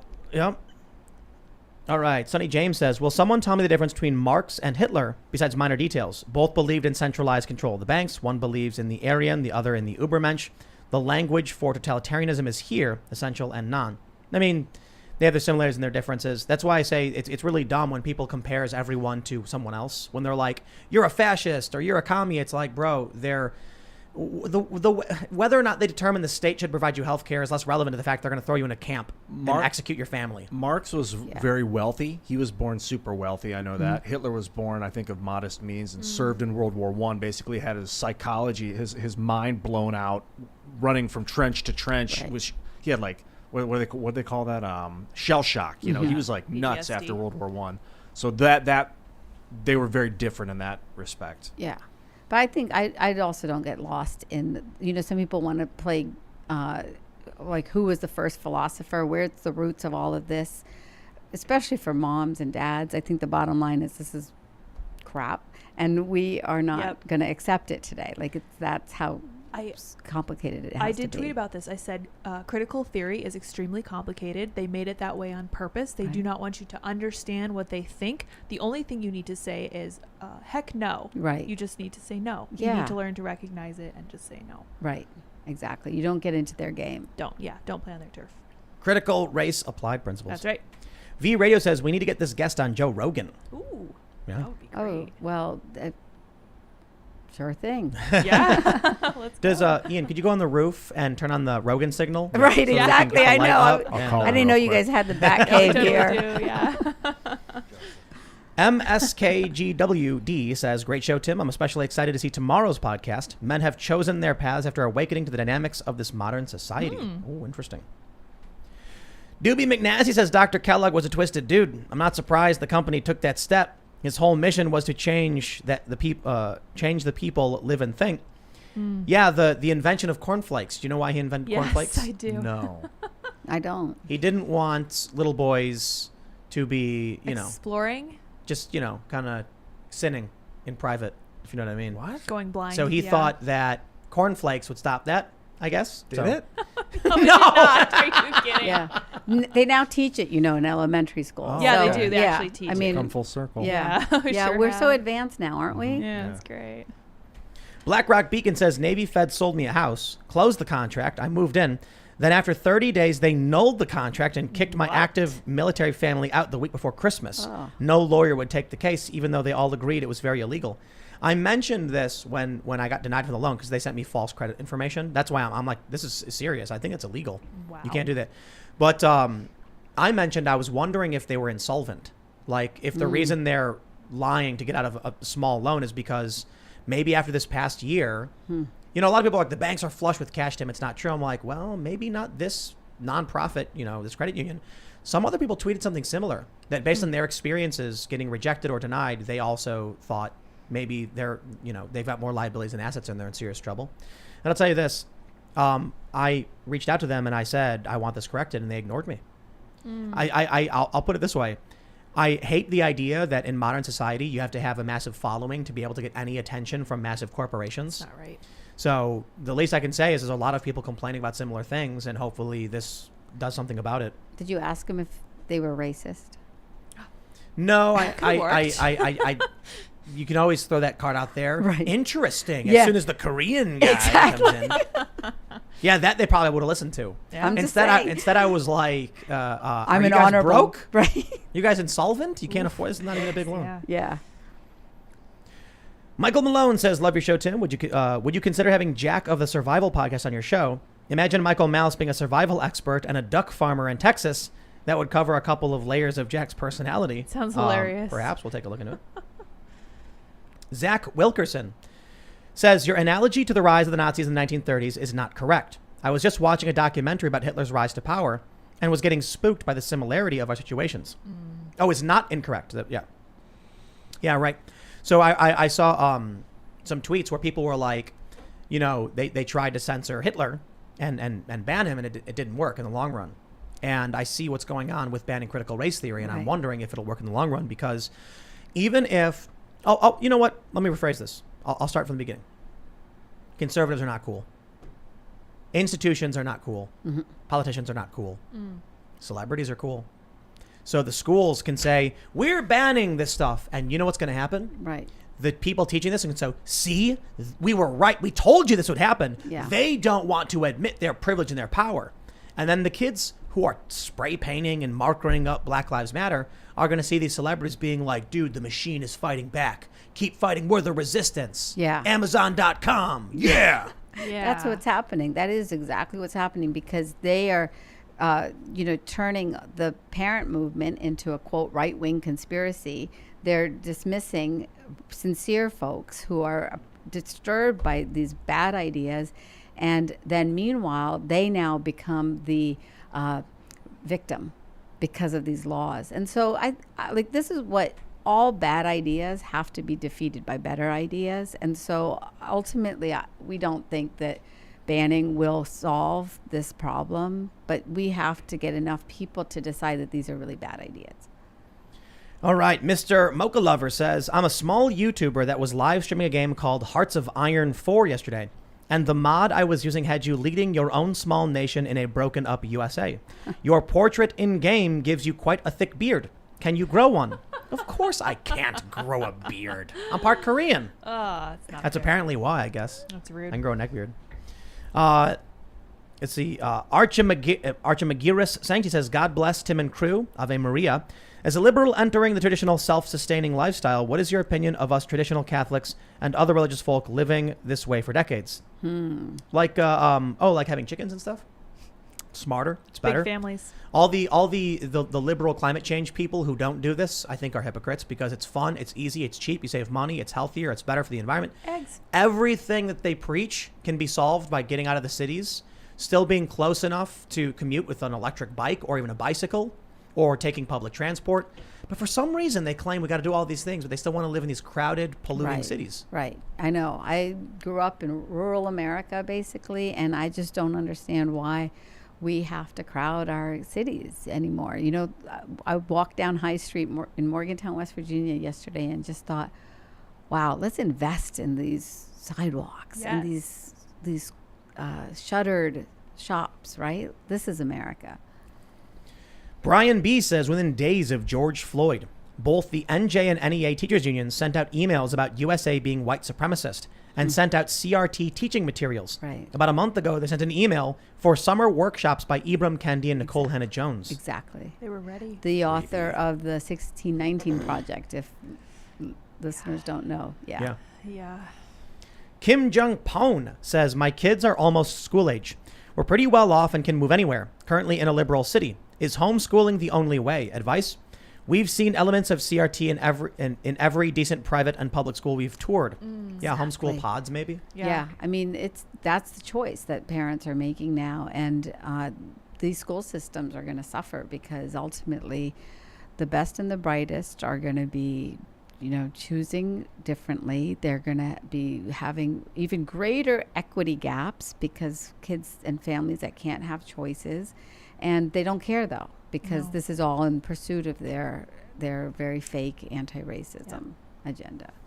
Sonny James says, before America institutes critical race applied principles, most Americans, mainly the far left, are most ignorant to race. There's 3 distinct groups that splinter off. I'd be banned for naming, but FYI, most Caucasians aren't lily white. I always found it really weird that Caucasian is like when you're listing race, like from the Caucasus region of Russia or something. I'm not from the Caucasus. Yeah, No, I know. neither. It's really weird. Like, is it Anglo-Saxons not an option? Yeah, and being from India, we're supposedly the original Aryans, right? Like, this is the confusion about so many of these words and these identities and these names. And but what's the greatest tragedy now is that this is what people are seeing, right? Instead of the human being. Right. Yeah. Danny Douglas says, Tim, can you please put Will of the People up on Spotify? Love it. It is on Spotify. You need only search for Will of the People by Timcast on Spotify, and you can listen to it right now. Dun. It's on iTunes as well. I think it's on I think it's on Pandora, too. I don't know, whatever. It's weird. iHeartRadio? Yeah. I'm pretty sure it's on, Everything all of should those. be, yeah. Yeah, definitely. Critical race applied practice. Big Papazo. Critical race applied practice. Crap. That's right. Yep. Crap. It's catching on. Janola says, is Marxism, but without its only good thing, anti-corp. That's what's funny, right? Because I actually think there is an issue between classes, right? There's the ultra-wealthy exploiting the poor, and I think critical race theory is their tool to deflect from it. Yeah, it's such a tragedy. I mean, you can see it anywhere and everywhere, right? And that is what I knew growing up in West Virginia, is that the white families were really some of the most disenfranchised in this country. And that's why, as a person of, quote, color, I reject the idea that it's only the whites that are oppressing others. This is great. Okay. Kendrick Leist says, educators are teaching critical race applied practices for diversity, inclusivity, and equity. Eat crap and die. Right. That's great. I love it. And die. That's great. Make 1984 Fiction Again says, hope Jimmy Dore's watching this because he denies CRT being taught too. Egg on face. Jimmy, you're great. Check out the show on critical race theory and pay attention to these books that are being taught to kids. Jimmy's awesome, by the way. He's a cool dude. Robert Adams says, you need to believe that every person is responsible for their own actions. Every other form of government is just putting lipstick on the same pig. Poor pig. Aaron says, 4 people died in the battle for Fort McHenry. I heard the same recording recounting the bodies holding up the flag in the fire academy. It's bunk. That's why I said it's probably legend, apocryphal. It's yes, apocryphal, but the mythology is still inspiring, right? Indeed. Because ultimately that's the kind of symbolic sacrifice that many people have to make. Well, that evokes the image on Iwo Jima when the soldiers are holding up that flag. It's very resonant with the American people. But to clarify, you're saying it was a lie and it is war propaganda. That's what this individual is saying. Okay. But, we have our opinions. Just kidding. I love you, United States. It could be but apocryphal. Yeah, war That's propaganda right. maybe too. All right. Josh Bronca says, hi, Tim and gang. I believe you keep mispronouncing cult and culty. The L is actually pronounced as an N. Yes, I'm from Australia. Also, can we get a crossfire with lids and a radical feminist? That'd be cool. That'd be fun, yeah. I don't know if I'm up for it. Abe Eckstein great. says, hashtag ban crap should be trending on Twitter. Yes. Right. Yes. BlackRock Beacon says, I'm in NFL, but willing to work with folks in South Florida to get that story out. Ooh, Find me on good. Minds, M-I-N-D-S. I'll work with you to push it out. I might be a small channel, but I'm independent and stubborn. Very cool. BlackRock Beacon. And feel free to write to me. I have open DM on Twitter, so at Asra Nomani, you guys, people reach out from all over, and I'm happy to edit an op-ed anywhere. Awesome. Yep. All right. Yep. DK says, online is not the same as IRL. I do speak out in real life. Online is far scarier because the mob is terrifying. Yeah. It's true. CB says praxis means activism. They can change the words of critical theory and still requiring allied praxis from the students. That's right. Slippery. Blip Squeak says, Tim, quote, wanted little boys to stop, guest, quote, now they teach it in schools. Ian, quote, we've come full circle. Right. Indeed. I mean, it's creepy stuff. What's going on with a lot of this. It is. Like what they're doing with kids is. I didn't know all these books were in the school. This is like a shock to my system. Like I'm the frog in the pot, and I just got a spark. Yeah, I'm glad. I'm really glad that it was effective, because in our brains, right, there has to be something that shocks us in order to know that it's a reality. And so if this worked, then that's great, because it was just an email from the principal that woke me up. It's like it's just these aha moments that folks are getting when they're like, oh, wait, they're coming after me, and then it becomes real and personal. And then you see how wide it is and how big it is. I want to read this one from Kevin Kelly. He says, went to Jersey City to see one of my friends for the first time in a while to find he went from a centrist to far left apologist. Got in an argument over guns. Any advice on deprogramming propaganda? That's tough.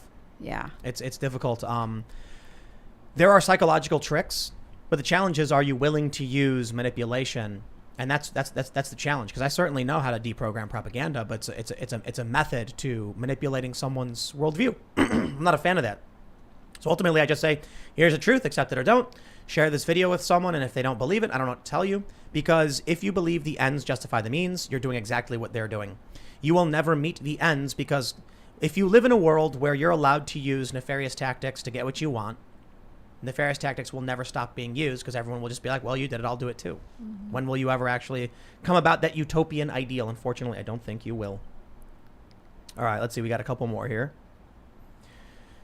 Jason Q2 says, the original blueprint or archetype, regardless if you believe it to be mythology or not, was the critique of God's kingdom by Lucifer to draw away a third of the angels, critiquing and attacking a power structure while instilling your own. Ooh, that's creepy. Interesting. Yeah. Manipulation. Yeah. Since the beginning of time. All right, let's just see. We'll do one more. Jasper Rollins says CRT is predicated on atheism. I'm sorry, critical race applied practices, or crap. The letters in atheist can be rearranged to spell eat-ish, if you know what I mean. Interesting. All right, my friends. Thank you all so much for hanging out for the show. If you haven't already, give that like button a smash. Subscribe to this channel. Share the show with your friends. Someone asked, how do you deprogram propaganda? Share videos and clips and stories. Share content. Invite people to events where they're going to hear other ideas. Surround them with people who know their stuff. You are the summation of the 5 people who surround you. If people are being surrounded by mainstream media lies, then you need to be there for them to be like, nah, that's ridiculous. And then, look, you're sitting with your friend and they go, whoa, Donald Trump just, punched a guy in the face. Then you go, what are you talking about? I just looked it up here. That didn't happen. And they'll go, oh. And you'd be like, bro, whatever. Come on. We're watching basketball or something. Yeah, don't let yourself get angry. That's for sure. Yeah. How about this? Let yourself go to timcast.com, become a member, because we're hiring, we're expanding. It's getting crazy. We're filling up this building really, really quickly. We got a lot of work happening, and I'm hoping the new site will be up shortly. We've gone over the alpha version of it already, and it looks amazing. The news section, I think we're building something really revolutionary. It's almost like a social media site in a sense, where it's like if an independent, I don't know how to describe it. People are gonna have to see it. It lists the different shows we have, and on one side is a news section. It's really an interesting thing. Imagine if you went to Netflix and it wasn't just shows you could watch, but also like a news section, breaking information, commentary, op-eds, something like that. And it's all thanks to all of you who are members. So we're going to have a bonus segment coming up, which will be up around 11 p.m. or so. So make sure you check that out. You can follow us on the show at Timcast IRL, Facebook and Instagram. And you can follow me at Timcast on basically everything. Did you want to mention your website and your social media, Asra? Yeah, sure. Defendinged.org. And they can follow me at Asra Nomani, ASRA-NOMANI. Email me at asra@asranomani.com. And remember, it's not your idea. This is not your idea. So crap is not to be taught by you, or it's not to be taken by you. You have to fight back. Yeah. You guys can also follow me at iancrossland.net and on all social media, Ian Crossland. Thank you so much for coming on. Oh, This was absolutely. great. I am so gratified to meet Asra. We had a phone conversation before she came on, and I was like, she's the perfect person for the time. You know how sometimes these strong people rise to the occasion? She's one of those people, and I'm excited to see it happening. And I, for one, am extremely encouraged by what's going on with parents speaking out and up. And you guys can follow me at Sour Patch Lids on Twitter, and I'm trying to get more followers than Sour Patch Kids, so please help me. We will see you all at timcast.com in just a few minutes or so. Thanks for hanging out. We'll see you there. Bye, guys.